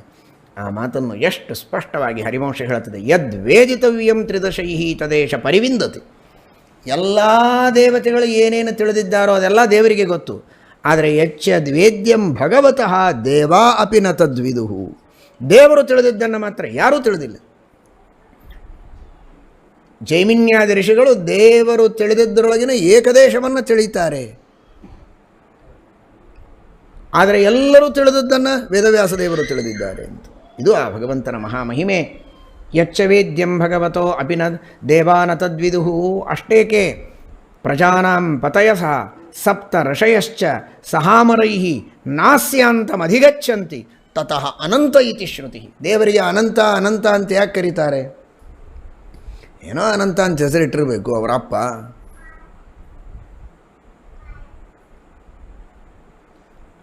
ಯಾರೋ ಹೆಸರಿಟ್ಟಿದ್ದಲ್ಲ ಅದು. ಯಾಕೆ ದೇವರನ್ನು ಅನಂತ ಅಂತ ಕರೀತಾರೆ ಅಂದರೆ, ಎಲ್ಲ ಪ್ರಜಾಪತಿಗಳು, ಎಲ್ಲ ಋಷಿಗಳು, ಎಲ್ಲ ದೇವತೆಗಳು ಸೇರಿದರೂ ಯಾವ ಪರಮಾತ್ಮನ ದೇಶತಃ ಅಂತ, ಕಾಲತಃ ಅಂತ, ಗುಣತಃ ಅಂತವನ್ನು ತಿಳಿಯಲಿಕ್ಕೆ ಸಾಧ್ಯವಿಲ್ಲ. ಯಾಕೆ? ಇಲ್ಲವೇ ಇಲ್ಲ. ಅಂತಹ ಅನಂತ ಗುಣ ಪರಿಪೂರ್ಣನಾದ ಸರ್ವದೇಶ ಕಾಲಗಳಲ್ಲಿ ವ್ಯಾಪ್ತನಾದ ಸ್ವಾಮಿ ಪರಮಾತ್ಮನಿಗೆ ಅನಂತ ಅಂತ ಕರೀತಾರೆ. ಇಷ್ಟು ಸ್ಪಷ್ಟವಾಗಿ ಅನಂತ ಶಬ್ದದ ಅರ್ಥವನ್ನು ಹರಿವಂಶ ಹೇಳುತ್ತದೆ, ಭಾಗವತ ಹೇಳುತ್ತದೆ. ಮಹದ್ಗುಣತ್ವಾದ್ಯಮನಂತಮಾಹು ಅಂತ ಸ್ಪಷ್ಟವಾದ ಭಾಗವತದ ಉಪಲಬ್ಧ ವಚನ ಇದೆ. ಇಷ್ಟಿದ್ದು ಯಾವ ವಸ್ತುಗಳಿಂದಲೂ ಭೇದ ಇಲ್ಲದೇ ಇರುವುದರಿಂದ ಭಗವಂತನನ್ನು ಅನಂತ ಅಂತ ಕರೀತಾರೆ ಅಂತ ವ್ಯಾಖ್ಯಾನ ಮಾಡುವುದು ಸರ್ವಥಾ ಶಾಸ್ತ್ರಸಮ್ಮತವಾದದ್ದಲ್ಲ. ಸಕಲ ಜೀವಜಡಾತ್ಮಕ ಪ್ರಪಂಚದಿಂದ ಅತ್ಯಂತ ಭಿನ್ನನಾಗಿ ಹಿಂದಿನ ಮುಂದಿನ ವಾಕ್ಯಗಳನ್ನು ನೋಡಿ, ಯಾವ ಪರಮಾತ್ಮ ತಿಳಿದದ್ದನ್ನು ಇನ್ಯಾರೂ ತಿಳಿಯುವುದಕ್ಕೆ ಸಾಧ್ಯ ಇಲ್ಲ, ಎಲ್ಲರೂ ತಿಳಿದದ್ದನ್ನು ಇವ ತಿಳಿತಾನೆ ಅಂತ ಭೇದವನ್ನು ಹೇಳ್ತಾರೆ. ಮುಂದೆ ಮತ್ತೆ ಭೇದವನ್ನು ಹೇಳ್ತಾರೆ, ಸಕಲ ಜಗತ್ತಿನ ಸೃಷ್ಟಿಸ್ಥಿತಿ ಪ್ರಳಯಗಳನ್ನು ಮಾಡ್ತಾನೆ ಅಂತ. ಹೀಗಿರುವಾಗ ಯಾವ ವಸ್ತುಗಳಿಂದಲೂ ಭೇದ ಇಲ್ಲದೇ ಇರುವುದರಿಂದ ಅನಂತ ಅಂತ ಹೇಳ್ತಾರೆ ಎನ್ನುವ ವ್ಯಾಖ್ಯಾನ ಇದು ಸರಿಯಾದ ವ್ಯಾಖ್ಯಾನ ಅಲ್ಲ. ಹೇಳ್ತದೆ, ಯಸ್ಯಾನ್ ನಾಸ್ಯಾಂತಂ ಅಧಿಗಚ್ಚಂತಿ ತಥೋನಂತ ಇತಿ ಶ್ರುತಿ. ಸ್ವಯಂ ತಾನು ಪರಮ ಪ್ರಮಾಣ ಹರಿವಂಶ ಮತ್ತೆ ವೇದವನ್ನು ಉದಾಹರಣೆ ಮಾಡುತ್ತದೆ. ಇಂತಹ ಆ ಪರಮಾತ್ಮನ ಪ್ರಾದುರ್ಭಾವೇಶು ಸಂಭೂತಂ ಯತ್ತದರ್ಚಂತಿ ದೇವತಾ ಎನ್ನ ದರ್ಶಿತವಾನ್ ದೇವ ಕಸ್ತದನ್ವೇಷ್ಟುಮರ್ಹತಿ. ಆ ದೇವತೆಗಳ ಯೋಗ್ಯತೆಯನ್ನು ತಿಳಿದು ಎಷ್ಟು ರೂಪಗಳನ್ನು ದೇವರು ತೋರಿಸಿದ್ದಾನೆ ಅಷ್ಟು ನೋಡಬಹುದು. ಎಲ್ಲ ರೂಪಗಳನ್ನು ನೋಡುವುದಕ್ಕೆ ಯಾರಿಗೆ ಸಾಧ್ಯವಾಗ್ತದೆ? ಸಾಧ್ಯವೇ ಆಗೋದಿಲ್ಲ ಅಂತಾರೆ. ಅನಂತಾನಂತ ರೂಪಗಳು ಪರಮಾತ್ಮನಿಗೆ ಇವೆ. ಎನ್ನದರ್ಶಿತವಾನ್ ದೇವ ಕಸ್ತದನ್ವೇಷ್ಟುಮರ್ಹತಿ. ತಾನು ಅನುಗ್ರಹಪೂರ್ವಕವಾಗಿ ದೇವರು ತೋರಿಸಿದರೆ ಉಂಟು, ಇಲ್ಲ ಅಂದರೆ ಇಲ್ಲ. ಶ್ರೀಮನ್ಯಾಯ ಸುಧಾದಲ್ಲಿ ಟೀಕಾಕೃತ್ಪಾದರು ಹೇಳ್ತಾರೆ, ಸಹಸ್ರೇಣಾಪಿ ಪ್ರಯತ್ನಾನ, ಸಾವಿರ ಪ್ರಯತ್ನ ಮಾಡಿದರೂ ದೇವರನ್ನು ತೋರಿಸಲಿ ನೋಡ್ಲಿಕ್ಕೆ ಸಾಧ್ಯ ಇಲ್ಲ. ಅವ್ಯಕ್ತ ಸ್ವಭಾವ ದೇವರು. ಅನುಗ್ರಹ ಮಾಡಿದರೆ ಉಂಟು, ಇಲ್ಲ ಇಲ್ಲ. ಅಂತಹ ಆ ಭಗವಂತನ ಮಹಾಮಹಿಮೆಯನ್ನು ವೈಶಂಪಾಯನರು ವರ್ಣನೆ ಮಾಡುತ್ತಾರೆ ಜನಮೇಜಯರಾಜನಿಗೆ. ಈ ರೀತಿ ಪ್ರಳಯ ಎಲ್ಲ ಆದ ಮೇಲೆ ಪುನಃ ಪರಮಾತ್ಮ ಹಿರಣ್ಮಯವಾದಂತಹ ಬ್ರಹ್ಮಾಂಡದ ಸೃಷ್ಟಿಯನ್ನು ಮಾಡುತ್ತಾನೆ. ಅದರಲ್ಲಿ 2 ಭಾಗಗಳನ್ನು ಮಾಡಿ ಮೇಲೆ 7 ಲೋಕಗಳು, ಕೆಳಗೆ 7 ಲೋಕಗಳು, 14 ಲೋಕಗಳ ಸೃಷ್ಟಿಯನ್ನು ಮಾಡುತ್ತಾನೆ. ಮತ್ತೆ 8 ಭಾಗ ಮಾಡಿ 4 ದಿಕ್ಕುಗಳು, 4 ವಿದಿಕ್ಕುಗಳು ಅಂತ ಮಾಡುತ್ತಾನೆ. ಅಲ್ಲಲ್ಲಿ ಪರ್ವತಗಳ ಸೃಷ್ಟಿಯನ್ನು ಮಾಡುತ್ತಾನೆ ಪರಮಾತ್ಮ. ಈ ರೀತಿ ಆ ಭಾರೀ ಪರ್ವತಗಳ ಭಾರ ಆಗಿ ಆ ನೀರಿನೊಳಗೆ ಭೂಮಿ ಮುಳುಗಿ ಹೋಗ್ತದೆ. ಆಗ ಭೂದೇವಿ ಪರಮಾತ್ಮನಿಗೆ ಪ್ರಾರ್ಥನೆ ಮಾಡುತ್ತಾಳೆ. ಭೂದೇವಿ ಮಾಡುವ ಪ್ರಾರ್ಥನೆ ನೋಡಿ, ತ್ರಿವಿಕ್ರಮಾಯ ಅಮಿತ ವಿಕ್ರಮಾಯ ಮಹಾನೃಸಿಂಹಾಯ ಚತುರ್ಭುಜಾಯ ಶ್ರೀ ಶಾರ್ಂಗ ಚಕ್ರ ಅಸಿ ಮೈ ಪುರುಷೋತ್ತಮಾಯ ಅಂತ ಹೇಳಿ ನೋಡಿ. ಭೂದೇವಿಗೆ ಹೆಸರು ಧರಿಣಿ ಅಂತ. ಎಲ್ಲವನ್ನು ಧಾರಣೆ ಮಾಡ್ತಾಳೆ ಅಂತ ಧರಣಿ ಅಂತ ಅವಳನ್ನು ಕರೆಯೋದು. ಅವಳಂತಾಳೆ, ನಾನೆಲ್ಲಿ ಧರಣಿ? ಹಾಡೇ ಹಾಡಿರ್ಬೇಕು ಅವಳು. ನಾನಲ್ಲಿ ಧರಣಿಯೋ, ನಾನೆಲ್ಲಿ ಭೂಮಿಯೋ, ನೀನೇ ಧರಣಿ, ನೀನೇ ಭೂಮಿ. ಏನು ಮಾತು ಹೇಳ್ತಾಳೆ? ಯತ್ವಯಾಧಾರ್ಯತೆ ಕಿಂಚಿತ್ ತೇಜಸಾಚ ಬಲೇನ ಚ ತತಸ್ತವ ಪ್ರಸಾದೇನ ಮಯ ಪಶ್ಚಾತ್ತು ಧಾರ್ಯತೆ.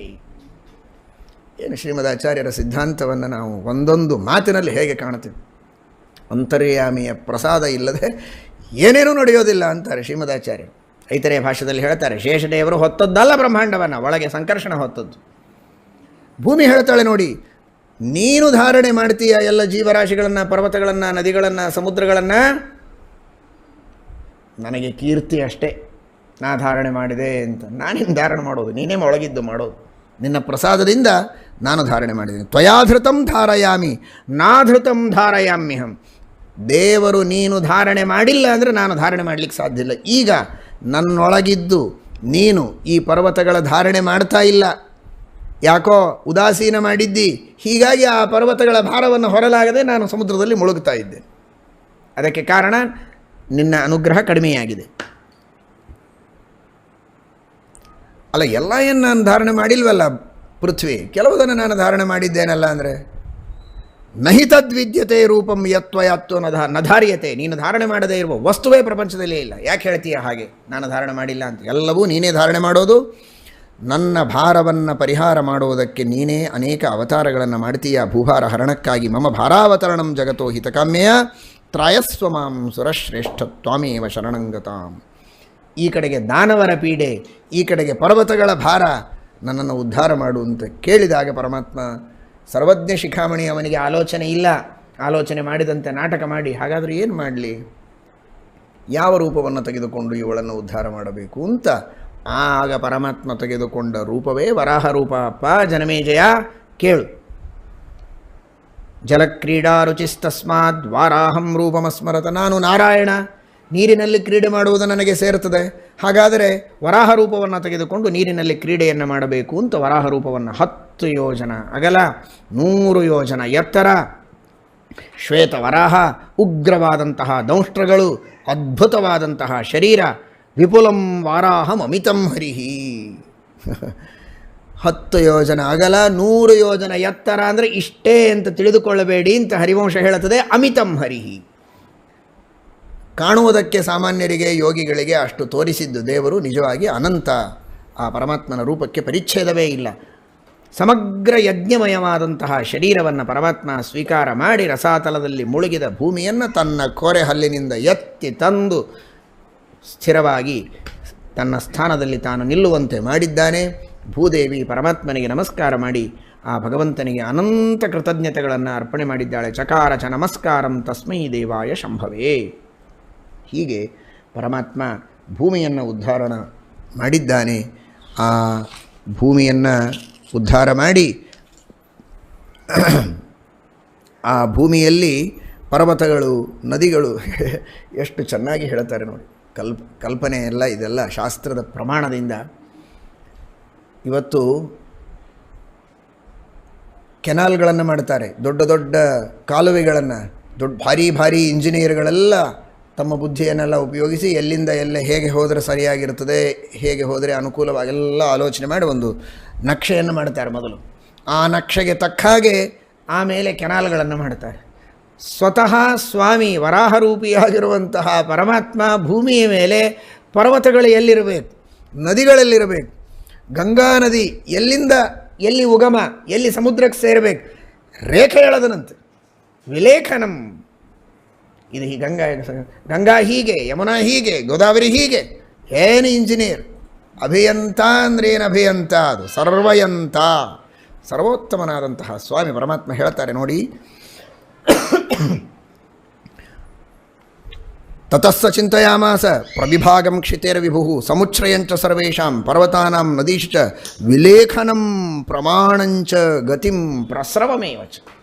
ಅದು ಎಲ್ಲಿ ಹರಿಬೇಕು, ಅದು ಎಷ್ಟು ಎತ್ತರ ಇರಬೇಕು, ಪರ್ವತ ನದಿ ಎಲ್ಲಿ ಹರಿಬೇಕು, ಎಲ್ಲ ಸರಿಯಾಗಿ ಅದಕ್ಕೆ ಮಾರ್ಗಜ್ಞಾಪನವನ್ನು ಮಾಡುವ ರೇಖೆಗಳನ್ನು ಮಾಡಿ ಈ ರೀತಿ ಹರಿಬೇಕು.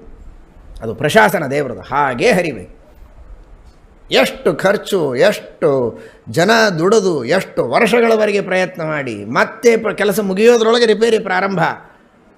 ಇವೆಲ್ಲ ಪ್ರಾಜೆಕ್ಟ್ಗಳು, ಕೃಷ್ಣ ಪ್ರಾಜೆಕ್ಟು, ಆ ಪ್ರಾಜೆಕ್ಟು, ಇದೇನಿದೆ, ಗಂಗಾಕ್ಕೆ ಯಾರು ಮಾಡಿದ್ದಾರೆ ಪ್ರಾಜೆಕ್ಟು, ಯಮುನಾಕ್ಕೆ ಯಾರು ಮಾಡಿದ್ದಾರೆ, ಎಷ್ಟು ಸಾವಿರ ವರ್ಷಗಳಾಯಿತು, ಎಷ್ಟು ಲಕ್ಷ ವರ್ಷಗಳಾಯಿತು, ಇನ್ನೂ ಹಾಗೆ ಹರಿತದೆ ನದಿ.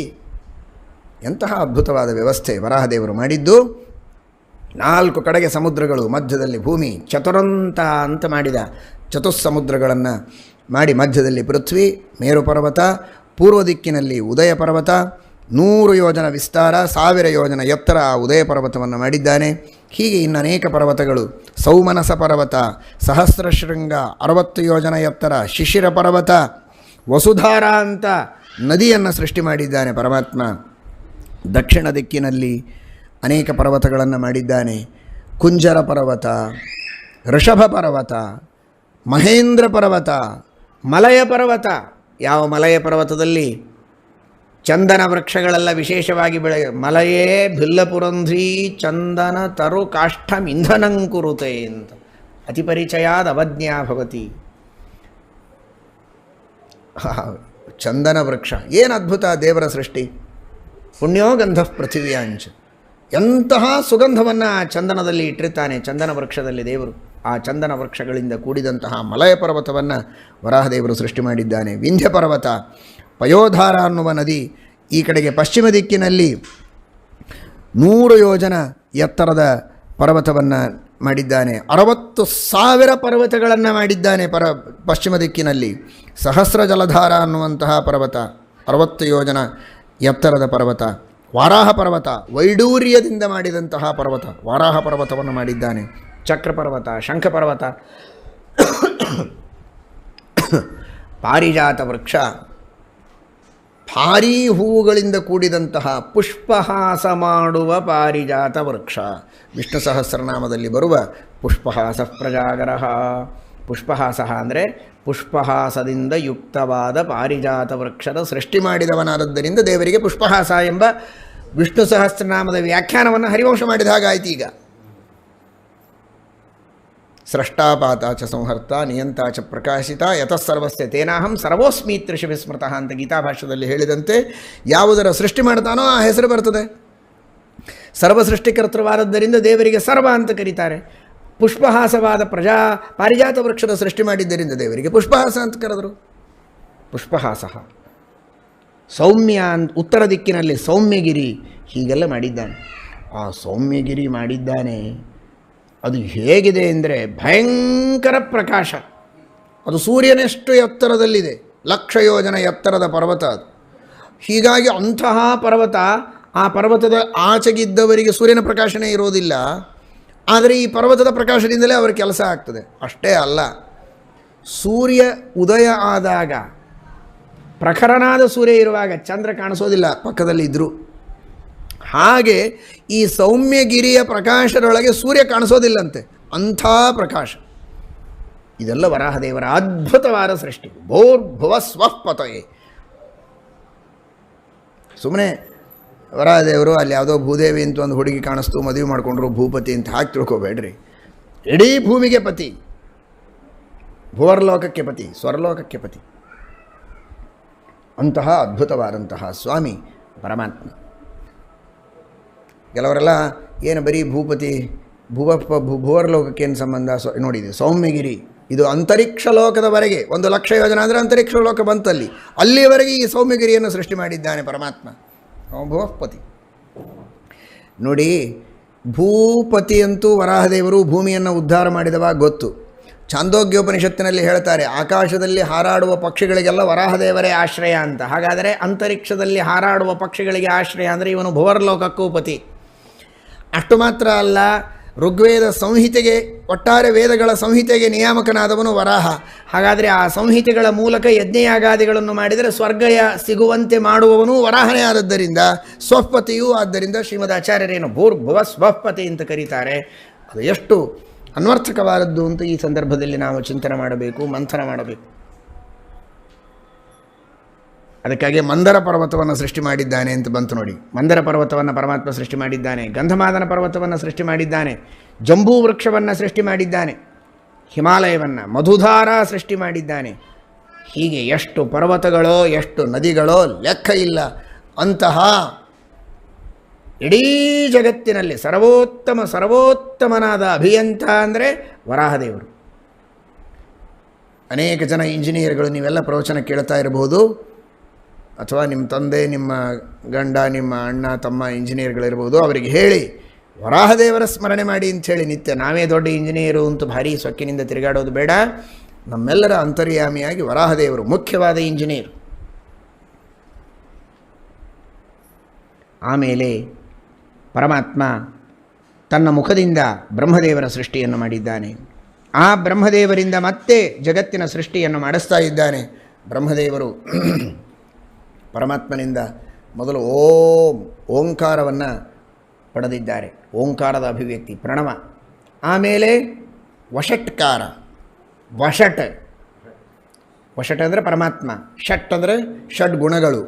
ಯಾರಲ್ಲಿ ವರ್ತಮಾನವಾಗಿವೆ ಅವನು, ವರ್ತಂತೆ ಷಡ್ಗುಣ ಅಸ್ಮಿನ್. ಆದ್ದರಿಂದ ವಷಟ್, ಅಂತಹ ವಷಟ್ಕಾರದ ಪ್ರಾದುರ್ಭಾವ ಆಗಿದೆ. ಭೂಹು ಭುವಃ ಸ್ವಹ ಎಂಬ ವ್ಯಾಹೃತಿಗಳು. ಆಮೇಲೆ ಗಾಯತ್ರಿ, ಪುರುಷ ಸೂಕ್ತ, 3 ವೇದಗಳು. ಈ ರೀತಿ ಆ ಸಕಲ ವೇದಗಳ ಉಪದೇಶವನ್ನು ಪರಮಾತ್ಮ ಮಾಡಿದ್ದಾನೆ ಬ್ರಹ್ಮದೇವರಿಗೆ. ತೇನೇ ಬ್ರಹ್ಮಹೃದಯ ಆದಿಕವಯೇ ಮುಹ್ಯಂತಿ ಯಂ ಸೂರಯಃ. ಅತ್ಯಂತ ಪ್ರೀತಿಯಿಂದ ತಾನೇ ಪರಮಾತ್ಮ ಎಲ್ಲವನ್ನೂ ತೇನೇ, ಆ ಬ್ರಹ್ಮದೇವರಿಗೆ ಒತ್ತಾಯ ಮಾಡಿ ಅಲ್ಲ, ಹಠ ಮಾಡಿ ಅಲ್ಲ, ಹೃದಯ ತಾನೇ ತೇನೆ. ಅಂತಹ ಪ್ರೀತಿಯಿಂದ ವೇದಗಳ ಉಪದೇಶವನ್ನು ಪರಮಾತ್ಮ ಬ್ರಹ್ಮದೇವರಿಗೆ ಮಾಡಿದ್ದಾನೆ. ಸನ, ಸನಕ, ಸನಾತನ, ಸನಂದನ, ಸನತ್ಕುಮಾರ, ಇನ್ನೊಬ್ಬ ಸನಾತನ, ಒಟ್ಟು 6 ಜನ ಮಾನಸವಾದ ಋಷಿಗಳನ್ನು ಬ್ರಹ್ಮದೇವರು ಸೃಷ್ಟಿ ಮಾಡಿದ್ದಾರೆ. ಆಮೇಲೆ ಮರೀಚಿ, ಅತ್ರಿ, ಪುಲಸ್ತ್ಯ, ಪುಲಹ, ಕೃತು, ಭೃಗು, ಅಂಗಿರಸ್, ಸ್ವಯಂಭೂಮನು ದಕ್ಷ ಪ್ರಜಾಪತಿಯನ್ನು ಬಲ ಅಂಗುಷ್ಟದಿಂದ, ಎಡ ಅಂಗುಷ್ಟದಿಂದ ಅವಳ ಪತ್ನಿಯನ್ನು ಪರಮಾತ್ಮ ಸೃಷ್ಟಿ ಮಾಡಿದ್ದಾನೆ. ಹೀಗೆ ಆ ಅದರ ಕಥೆ ಹಿಂದೆ ಬಂದಿದೆ. ದಕ್ಷ ಪ್ರಜಾಪತಿಯ ಕನ್ಯೆಯರು ಕಶ್ಯಪಾದಿಗಳಿಗೆ ಕೊಟ್ಟು ಅವರಿಂದ ಅನೇಕ ಸೃಷ್ಟಿಯನ್ನು ಮಾಡಿಸಿದ್ದಾನೆ. ಈ ರೀತಿ ಸೃಷ್ಟಿಯ ಅಭಿವೃದ್ಧಿಯನ್ನು ಮಾಡಿಸಿದ್ದಾರೆ ಬ್ರಹ್ಮದೇವರು ಅನ್ನುವ ಮಾತನ್ನು ಇಲ್ಲಿ ತಿಳಿಸಿಕೊಡ್ತಾರೆ. ಸಪ್ತ ಋಷಿಗಳು, ದಕ್ಷ ಪ್ರಜಾಪತಿ ಕಶ್ಯಪ ಪ್ರಜಾಪತಿಗಳಿಗೆ ತನ್ನ ಮಕ್ಕಳನ್ನು ಕೊಟ್ಟು ಮದುವೆ ಮಾಡುತ್ತಾನೆ, ಹೆಣ್ಣು ಮಕ್ಕಳನ್ನು ಅಂತೆಲ್ಲ ಬರುತ್ತೆ. ಇವತ್ತು ಋಷಿ ಪಂಚಮಿ, ಸಪ್ತ ಋಷಿಗಳ ಸ್ಮರಣೆಯನ್ನು ಮಾಡಬೇಕು. ದಕ್ಷ ಪ್ರಜಾಪತಿಯಿಂದ ದಿತಿ ಅದಿತಿ ಮೊದಲಾದವರನ್ನು ಪಡೆದು ಎಲ್ಲ ದೇವ ದಾನವ ಯಕ್ಷ ಕಿನ್ನರರು ಸಾಧ್ಯರು ನಾಗಗಳು ಎಲ್ಲ ತರಹದ ಜಾತಿಗಳಿಗೆ ಪ್ರವರ್ತಕರಾಗಿ ಮಹಾನುಭಾವರು ಕಶ್ಯಪ ಋಷಿಗಳು ಈ ಸಂತತಿಯನ್ನು ಮುಂದುವರೆಸಿದಂಥವರು. ಅತ್ರಿ ಋಷಿಗಳು ತಪಶ್ಚರ್ಯವನ್ನು ಮಾಡಿ ಸಾಕ್ಷಾತ್ ಯೋಗ ಪ್ರವರ್ತಕನಾದ ದತ್ತ, ದೂರ್ವಾಸರು, ರುದ್ರಾವತಾರರು, ಬ್ರಹ್ಮದೇವರ ಆವೇಶದಿಂದ ಕೂಡಿದ ಸೋಮನನ್ನು ಪಡೆದ ಮಹಾನುಭಾವರು ಅತ್ರಿ ಋಷಿಗಳು. ಭರದ್ವಾಜ ಋಷಿಗಳು ಬೃಹಸ್ಪತ್ಯಾಚಾರ್ಯರಿಂದ ಉಚಚ್ಛರಿಂದ ಇಬ್ಬರಿಂದ ಹುಟ್ಟಿದ್ದರಿಂದ ದ್ವಾಜ ಅಂತ ಭರದ್ವಾಜರು. ಅಂತಹ ಮಹಾನುಭಾವರು ಭರದ್ವಾಜ ನಾಮಕನಾದ ಪರಮಾತ್ಮನ ವಿಶೇಷ ಸನ್ನಿಧಾನಕ್ಕೆ ಪಾತ್ರರಾದವರು. ಐತರೇಯೋಪನಿಷತ್ತಿನ ಏಷವು ಏವ ಬಿಭ್ರದ್ವಾಜ ಅಂತ ಎಲ್ಲರಿಗೆ ಅನ್ನವನ್ನು ಕೊಟ್ಟು ಪೋಷಣೆ ಮಾಡುವ ಪರಮಾತ್ಮನಿಗೆ ಭರದ್ವಾಜ ಅಂತಾರೆ. ಅಂತಹ ಪರಮಾತ್ಮನ ಅಧಿಷ್ಠಾನಭೂತರಾದಂತಹ ಭರದ್ವಾಜರು, ಕಶ್ಯಪ, ಅತ್ರಿ, ಭರದ್ವಾಜ, ವಿಶ್ವಾಮಿತ್ರ ಋಷಿಗಳು ತಮ್ಮ ಅದ್ಭುತವಾದ ತಪಶ್ಚರ್ಯದಿಂದ ಪ್ರತಿ ಸ್ವರ್ಗವನ್ನೇ ನಿರ್ಮಾಣ ಮಾಡಿದವರು. ನಮ್ಮೆಲ್ಲರಿಗೆ ಗಾಯತ್ರಿ ಮಂತ್ರದ ದರ್ಶನವನ್ನು ಮಾಡಿಕೊಟ್ಟು ಜಪ ಮಾಡುವ ದೊಡ್ಡ ಸೌಭಾಗ್ಯವನ್ನು ಕೊಟ್ಟಂತಹ ಮಹಾನುಭಾವರು ವಿಶ್ವಾಮಿತ್ರರು, ಗೌತಮರು. ಮಹಾನುಭಾವರು ಗೌತಮ ಋಷಿಗಳು ಉತ್ತಮವಾದಂತಹ, ನಾವು ಈ ಗೋದಾವರಿ ಸನ್ನಿಧಾನದಲ್ಲಿ ಆ ಗೋದಾವರಿ ನದಿಯನ್ನು ಕೊಟ್ಟವರೇ ಗೌತಮ ಋಷಿಗಳು. ಅರ್ಥಾತ್ ನಾವು ಪ್ರಾರ್ಥನೆ ಮಾಡಿ ಗೋವನ್ನು ಬದುಕಿಸುವುದಕ್ಕೆ ಆ ಗೋದಾವರಿಯನ್ನು ಹರಿಸಿದಂತಹ ಮಹಾನುಭಾವರು ಗೌತಮ ಋಷಿಗಳು. ಜಮದಗ್ನಿ ಋಷಿಗಳು ಪರಶುರಾಮ ದೇವರ ಅವತಾರಕ್ಕೆ ನಿಮಿತ್ತರಾದಂತಹ ಮಹಾನುಭಾವರು ಜಮದಗ್ನಿ ಋಷಿಗಳು. ವಸಿಷ್ಠರು ಧಿಗ್ಬಲಂ ಕ್ಷತ್ರಿಯ ಬಲಂ ಬ್ರಹ್ಮತೇಜೋ ಬಲಂ ಬಲಂ ಅಂತ ತೋರಿಸಿಕೊಟ್ಟ ಮಹಾನುಭಾವರು. ಎಲ್ಲ ಕ್ಷಾತ್ರ ತೇಜಸ್ಸನ್ನು ಉಪಯೋಗಿಸಿ ವಸಿಷ್ಠ ಋಷಿಗಳ ಮೇಲೆ ಆಕ್ರಮಣ ಮಾಡುವುದಕ್ಕೆ ವಿಶ್ವಾಮಿತ್ರರು ಬಂದರೂ ಕೂಡ ತಮ್ಮ ಪೂರ್ವಾಶ್ರಮದಲ್ಲಿ ಆ ವಸಿಷ್ಠ ಋಷಿಗಳ ಕೇವಲ ಬ್ರಹ್ಮ ತೇಜಸ್ಸಿನಿಂದ ಸಂಪೂರ್ಣವಾದಂತಹ ಕ್ಷಾತ್ರ ತೇಜಸ್ಸನ್ನು ನಿರ್ನಾಮ ಮಾಡಿ ಹಾಕಿದಂತಹ ಮಹಾನುಭಾವರು ವಸಿಷ್ಠ. ಅಂತಹ ವಸಿಷ್ಠರ ಅತ್ಯಂತ ಪತಿವ್ರತ ಶಿರೋಮಣಿಯಾದಂತಹ ಸಾಧ್ವಿ ಶಿರೋಮಣಿ ಅರುಂಧತಿ. ಹೀಗೆ ಕಶ್ಯಪ, ಅತ್ರಿ, ಭರದ್ವಾಜ, ಜಮದಗ್ನಿ, ಗೌತಮ, ವಿಶ್ವಾಮಿತ್ರ, ವಸಿಷ್ಠ ಎಲ್ಲ ಮಹರ್ಷಿಗಳು, ಅರುಂಧತಿ ಅವರ ಸ್ಮರಣೆಯನ್ನು ಮಾಡಬೇಕು. ಇಂತಹ ಎಲ್ಲ ಋಷಿಗಳು, ಮುನಿಗಳು ಇವರೆಲ್ಲರ ಸೃಷ್ಟಿಯನ್ನು ಇಲ್ಲಿ ತಿಳಿಸ್ತಾ ಇದ್ದಾರೆ. ಬ್ರಹ್ಮದೇವರು ಎಲ್ಲರಿಗೆ ಲೋಕಾಧಿಪತ್ಯವನ್ನು ಹಂಚಿಕೊಡ್ತಾರೆ. ಬ್ರಹ್ಮದೇವರು ಹಂಚಿಕೊಡ್ತಾರೆ ಅಂತ ಇಲ್ಲಿ ಬರ್ತದೆ, ಗಮನಿಸಿ. ಮುಂದೆ ಇದೇ ಹರಿವಂಶದಲ್ಲಿ ಹೇಳ್ತಾರೆ, ನೀನೇ ನಮಗೆಲ್ಲ ಈ ಲೋಕಾಧಿಪತ್ಯವನ್ನು ಹಂಚಿಕೊಟ್ಟಿದ್ದಿ ಎಂದು ದೇವತೆಗಳು ಬಂದು ಪರಮಾತ್ಮನಿಗೆ ಹೇಳ್ತಾರೆ. ಹಿಂದಿನ ಅಧ್ಯಾಯದಲ್ಲಿ ಹೇಳ್ತಾರೆ ಬ್ರಹ್ಮದೇವರು ಹಂಚಿಕೊಟ್ರು ಅಂತ. ಹಾಗಾದರೆ ಮತ್ತೆ ಸ್ಪಷ್ಟ, ಎಲ್ಲ ಕಾರ್ಯಗಳನ್ನು ಅಂತರ್ಯಾಮಿಯಾದ ಪರಮಾತ್ಮನೇ ಮಾಡಿಸ್ತಾನೆ ಎನ್ನುವುದನ್ನು ಹರಿವಂಶ ಸ್ಪಷ್ಟವಾಗಿ ಹೇಳುತ್ತದೆ. ಬ್ರಹ್ಮದೇವರು ಎಲ್ಲರಿಗೆ ಕೊಟ್ಟಿದ್ದಾರೆ. ಪರಮಾತ್ಮ ಕಶ್ಯಪರಿಂದ ಅವತಾರ ಮಾಡಿದಾಗ ಕುಶಗಳಿಂದ ಬ್ರಾಹ್ಮಣರು ಅವನನ್ನು ಧಾರಣೆ ಮಾಡಿದ್ದಕ್ಕೆ ಕೌಶಿಕ ಅಂತ ಅವನಿಗೆ ಹೆಸರು ಬಂತು. ಸೋಮನಿಗೆ ಯಜ್ಞ, ತಪಸ್ಸು, ಬ್ರಾಹ್ಮಣರು, ಔಷಧಿಗಳು ಇವುಗಳ ಮೇಲೆ ರಾಜ್ಯವನ್ನು ಕೊಟ್ಟಿದ್ದಾನೆ. ಎಲ್ಲ ಪ್ರಜಾಪತಿಗಳಿಗೆ ದಕ್ಷ ಪ್ರಜಾಪತಿಯನ್ನು ರಾಜನನ್ನಾಗಿ ಮಾಡಿದ್ದಾನೆ. ನೀರಿಗೆ ವರುಣ, ಪಿತೃಗಳಿಗೆ ಯಮದೇವರನ್ನು, ಗಂಧ ಹಾಗೂ ಎಲ್ಲ ಜೀವರಾಶಿಗಳು, ಶಬ್ದ, ಆಕಾಶ, ಬಲ ಇವುಗಳಿಗೆ ವಾಯುದೇವರನ್ನು ನಿಯಾಮಕರನ್ನಾಗಿ ಮಾಡಿದ್ದಾನೆ. ಎಲ್ಲ ಭೂತ, ಪಿಶಾಚ, ಮೃತ್ಯು, ಗೋವುಗಳು, ಉತ್ಪಾತ, ಗ್ರಹಗಳು, ರೋಗಗಳು, ವ್ಯಾಧಿಗಳು, ವ್ರತಗಳು ಇವುಗಳಿಗೆ ರುದ್ರದೇವರನ್ನು ನಿಯಾಮಕರನ್ನಾಗಿ ಮಾಡಿದ್ದಾನೆ. ನೋಡಿ, ಮಹಾಮಾರಿ ಪರಿಹಾರಕ್ಕೆ ರುದ್ರದೇವರ ಅನುಗ್ರಹ ಬೇಕು.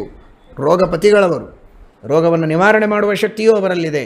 ಅಂತಹ ರುದ್ರದೇವರನ್ನು ಅವುಗಳಿಗೆಲ್ಲ ಪತಿಯನ್ನಾಗಿ ಮಾಡಿದ್ದು. ಯಕ್ಷ, ರಾಕ್ಷಸರು, ಗೂಷ್ಯಕರು, ಸಂಪತ್ತು, ರತ್ನಗಳಿಗೆ ಕುಬೇರನನ್ನು, ಎಲ್ಲ ದೌಷ್ಟ್ರಿಗಳಿಗೆ, ಆ ಸಕಲ ದೌಷ್ಟ್ರಿಗಳಿಗೂ ಶೇಷದೇವರನ್ನು, ಅದರೊಳಗಿನ ನಾಗ ಎಂಬ ಪ್ರಭೇದಕ್ಕೆ ವಾಸುಕಿಯನ್ನು, ಸರೀಸೃಪಗಳಿಗೆ ತಕ್ಷಕನನ್ನು ಪತಿಯನ್ನಾಗಿ ಮಾಡಿದ್ದಾನೆ. ಮೇಘಗಳು, ಸಾಗರಗಳು, ವೃಷ್ಟಿ ಇವುಗಳಿಗೆ ಪರ್ಜನ್ಯನನ್ನು, ಗೀತಾ ಭಾಷ್ಯದಲ್ಲಿ ಶ್ರೀಮದಾಚಾರ್ಯರು ಹೇಳ್ತಾರೆ, ಆದಿತ್ಯಾಜ್ಜಾಯತೆ ವೃಷ್ಟಿ, ಆ ಪರ್ಜನ್ಯ ನಾಮಕ ಸೂರ್ಯನಿಂದಲೇ ವೃಷ್ಟಿಯಾಗೋದು ಅಂತ. ಆ ವೃಷ್ಟಿಗೆ ಪರ್ಜನ್ಯನನ್ನು ಅಧಿಪತಿಯನ್ನಾಗಿ ಮಾಡಿದ್ದಾರೆ ಬ್ರಹ್ಮದೇವರು. ಗಂಧರ್ವರಿಗೆಲ್ಲ ಚಿತ್ರರಥನನ್ನು ಅಧಿಪತಿ ಮಾಡಿದ್ದಾರೆ. ಬಹಳ ಕಡೆ ಬರ್ತಾನೆ ಅವನು ಚಿತ್ರರಥ, ಗಂಧರ್ವಾಧಿಪತಿ. ಅರ್ಜುನನ ಜೊತೆಗೆ ಯುದ್ಧ ಆಡ್ತಾನೆ, ಸೋಲ್ತಾನೆ. ಅಲ್ಲಿ ಪಾಂಡವರಿಗೆ ಸಹಾಯ ಮಾಡಿ ದುರ್ಯೋಧನಾದಿಗಳನ್ನೆಲ್ಲ ಕಟ್ಟಿಕೊಂಡು ಹೋಗ್ತಾನೆ ಚಿತ್ರರಥ. ಭಾರೀ ಪರಾಕ್ರಮಿ ದುರ್ಯೋಧನ. ಅಂತಹ ದುರ್ಯೋಧನ ದುಶ್ಯಾಸನಾದಿಗಳನ್ನೆಲ್ಲ ಬ್ರಹ್ಮದೇವರು ಇಂದ್ರದೇವರು ಕೊಟ್ಟ ಬಲದಿಂದ ಕಟ್ಟಿಕೊಂಡು ಹೋದ ಮಹಾನುಭಾವ ಈ ಚಿತ್ರರಥ. ನಾರಾಯಣ ವರ್ಮದ ಪ್ರಸಂಗದಲ್ಲಿಯೂ ಬರ್ತದೆ ಈ ಚಿತ್ರರಥ. ಅಂತಹ ಗಂಧರ್ವಾಧಿಪತಿಯನ್ನಾಗಿ ಮಾಡಿದ್ದಾರೆ ಚಿತ್ರರಥನನ್ನು. ಆ ಅಪ್ಸರ ಸ್ತ್ರೀಯರಿಗೆಲ್ಲ ಕಾಮನನ್ನು ಅಧಿಪತಿಯನ್ನಾಗಿ ಮಾಡಿದ್ದಾರೆ. ಎಲ್ಲ ವಾಹನಗಳಿಗೆ, 4 ಕಾಲಿನ ಎಲ್ಲ ಪ್ರಾಣಿಗಳಿಗೆ ನಂದಿಯನ್ನು ಅಧಿಪತಿಯಾಗಿ ಮಾಡಿದ್ದಾರೆ. ಎಲ್ಲ ವಾಹನಗಳು ಅಂದರೆ ಗರುಡನನ್ನು ಬಿಟ್ಟು, ಮತ್ತೆ ಅದು ಮುಂದೆ ಬೇರೆ ಬರುತ್ತದೆ. ಗರುಡನಿಗೆ ಇವನು ನಿಯಾಮಕನಲ್ಲ. ಇನ್ನುಳಿದ 4 ಕಾಲಿನ ಪ್ರಾಣಿಗಳಿಗೂ ಹಾಗೂ ಬೇರೆ ವಾಹನಗಳಿಗೂ ನಿಯಾಮಕನಾಗಿದ್ದಾನೆ ನಂದಿ. ದೈತ್ಯರಿಗೆ ಹಿರಣ್ಯಾಕ್ಷ, ಹಿರಣ್ಯಕಶಿಪು ಯುವರಾಜನಾಗಿದ್ದಾನೆ. ಕಾಲಕೇಯರಿಗೆಲ್ಲ ಮಹಾಕಾಲ. ಅನಾಯುಷ ಅಂತ ತ್ವಷ್ಟೃವಿನ ಹೆಂಡತಿ, ಆ ತ್ವಷ್ಟೃಪುತ್ರರಿಗೆಲ್ಲ ವೃತ್ರ ಇವನು ನಿಯಾಮಕ. ಸಿಂಹಿಕಾಪುತ್ರರಿಗೆಲ್ಲ ರಾಹು. ಉತ್ಪಾತಗಳಿಗೆ, ಅಶುಭಗಳಿಗೆ ಎಲ್ಲದಕ್ಕೂ ಆ ರಾಹುವನ್ನು ನಿಯಾಮಕರನ್ನಾಗಿ ಮಾಡಿದ್ದಾರೆ. ಎಲ್ಲ ಕಾಲಗಳಿಗೆ ಸಂವತ್ಸರವನ್ನು ನಿಯಾಮಕರನ್ನಾಗಿ ಮಾಡಿದ್ದಾರೆ. ಎಲ್ಲ ಪಕ್ಷಿಗಳಿಗೆ, ಕಣ್ಣಿರುವ ಎಲ್ಲ ವಸ್ತುಗಳಿಗೂ ಗರುಡನನ್ನು ನಿಯಾಮಕರನ್ನಾಗಿ ಮಾಡಿದ್ದಾರೆ. ಅದಕ್ಕೆ ದೂರದಲ್ಲಿದ್ದದ್ದನ್ನು ನೋಡ್ತವೆ ಹದ್ದುಗಳು. ಹದ್ದಿನ ಕಣ್ಣು ಅಂತಂತಾರೆ. ಭಾರೀ ದೂರದಲ್ಲಿದ್ದದ್ದ ಚಕ್ಷುಷಾಂ ಅಂತಾರೆ. ಆ ಅದ್ಭುತವಾದ ಕಣ್ಣಿನ ಸಾಮರ್ಥ್ಯ ಇರುವಂತಹ ವಸ್ತುಗಳಿಗೆಲ್ಲ ಗರುಡ ನಿಯಾಮಕನಾಗಿದ್ದಾನೆ. ಯೋಗ ಮತ್ತು ಯೋಗಿಗಳಿಗೆ, ಸಾಧ್ಯರಿಗೆ ಅರುಣ, ಅವನು ವಿನತಾಪುತ್ರ, ಅವನು ನಿಯಾಮಕನಾಗಿದ್ದಾನೆ. ಆಮೇಲೆ ಕಶ್ಯಪರ ಮಗ ವಿರಥ, ಇವನು ಪೂರ್ವ ದಿಕ್ಕಿಗೆ. ವರುಣ ಇವನು ಯಮ ಇವನು ದಕ್ಷಿಣ ದಿಕ್ಕಿಗೆ. ವರುಣ ಇವನು ಪಶ್ಚಿಮ ದಿಕ್ಕಿಗೆ. ಕುಬೇರ ಉತ್ತರ ದಿಕ್ಕಿಗೆ ನಿಯಾಮಕನಾಗಿದ್ದಾನೆ. ಈ ರೀತಿ ಅವರವರಿಗೆ ಬೇರೆ ಬೇರೆ ಲೋಕಗಳನ್ನು ಹಂಚಿಕೊಟ್ಟಿದ್ದಾರೆ. ಈ ರೀತಿ ಎಲ್ಲರಿಗೆ ವಿಭಾಗ ಮಾಡಿಕೊಟ್ಟಿದ್ದಾರೆ. ಯಾರು ಪುಣ್ಯವಂತರೋ ಅವರು ಇಂತಹ ಉತ್ತಮವಾದ ಲೋಕಗಳನ್ನು ಹೊಂದಬಹುದು. ಪಾಪಿಷ್ಠರಿಗೆ ಈ ಲೋಕಗಳನ್ನು ಹೊಂದುವುದಕ್ಕಾಗೋದಿಲ್ಲ ಅಂತ ಈ ರೀತಿಯಾಗಿ ಎಲ್ಲರಿಗೆ ವಿಭಾಗ ಮಾಡಿಕೊಟ್ಟು ಬ್ರಹ್ಮದೇವರು ತಮ್ಮ ಸ್ಥಾನಕ್ಕೆ ತಾವು ಹೊರಟು ಹೋಗಿದ್ದಾರೆ. ಎಲ್ಲ ಪರ್ವತಗಳಿಗೆ ರೆಕ್ಕೆಗಳಿದ್ದು, ಆ ರೆಕ್ಕೆಗಳು ಬೇಕಾದಷ್ಟು ರೆಕ್ಕೆಗಳಿದ್ದರಿಂದ ಎಲ್ಲಿ ಬೇಕೇ ಅಲ್ಲಿ ಹಾರಾಡುತ್ತಾ ಹೋಗ್ತಾ ಇತ್ತು. ಆ ಪಕ್ಷ ಅವರೇ ಮಾಡಿದ್ದಾರೆ. ವರಾಹದೇವರೇ ಎಲ್ಲ ಪರ್ವತಗಳಿಗೆ ರೆಕ್ಕೆಗಳನ್ನು ಕೊಟ್ಟು ಎಲ್ಲಿ ಬೇಕಲ್ಲಿ ಹಾರಾಡುವಂತೆ ಆ ಪರ್ವತಗಳಿಗೆ ಶಕ್ತಿಯನ್ನು ಕೊಟ್ಟಿದ್ದರು ವರಾಹದೇವರು. ಆ ಪರ್ವತಗಳು ಹಾರಾಡ್ತಾ ಹೋದವು ಒಂದು ಕಡೆಗೆ.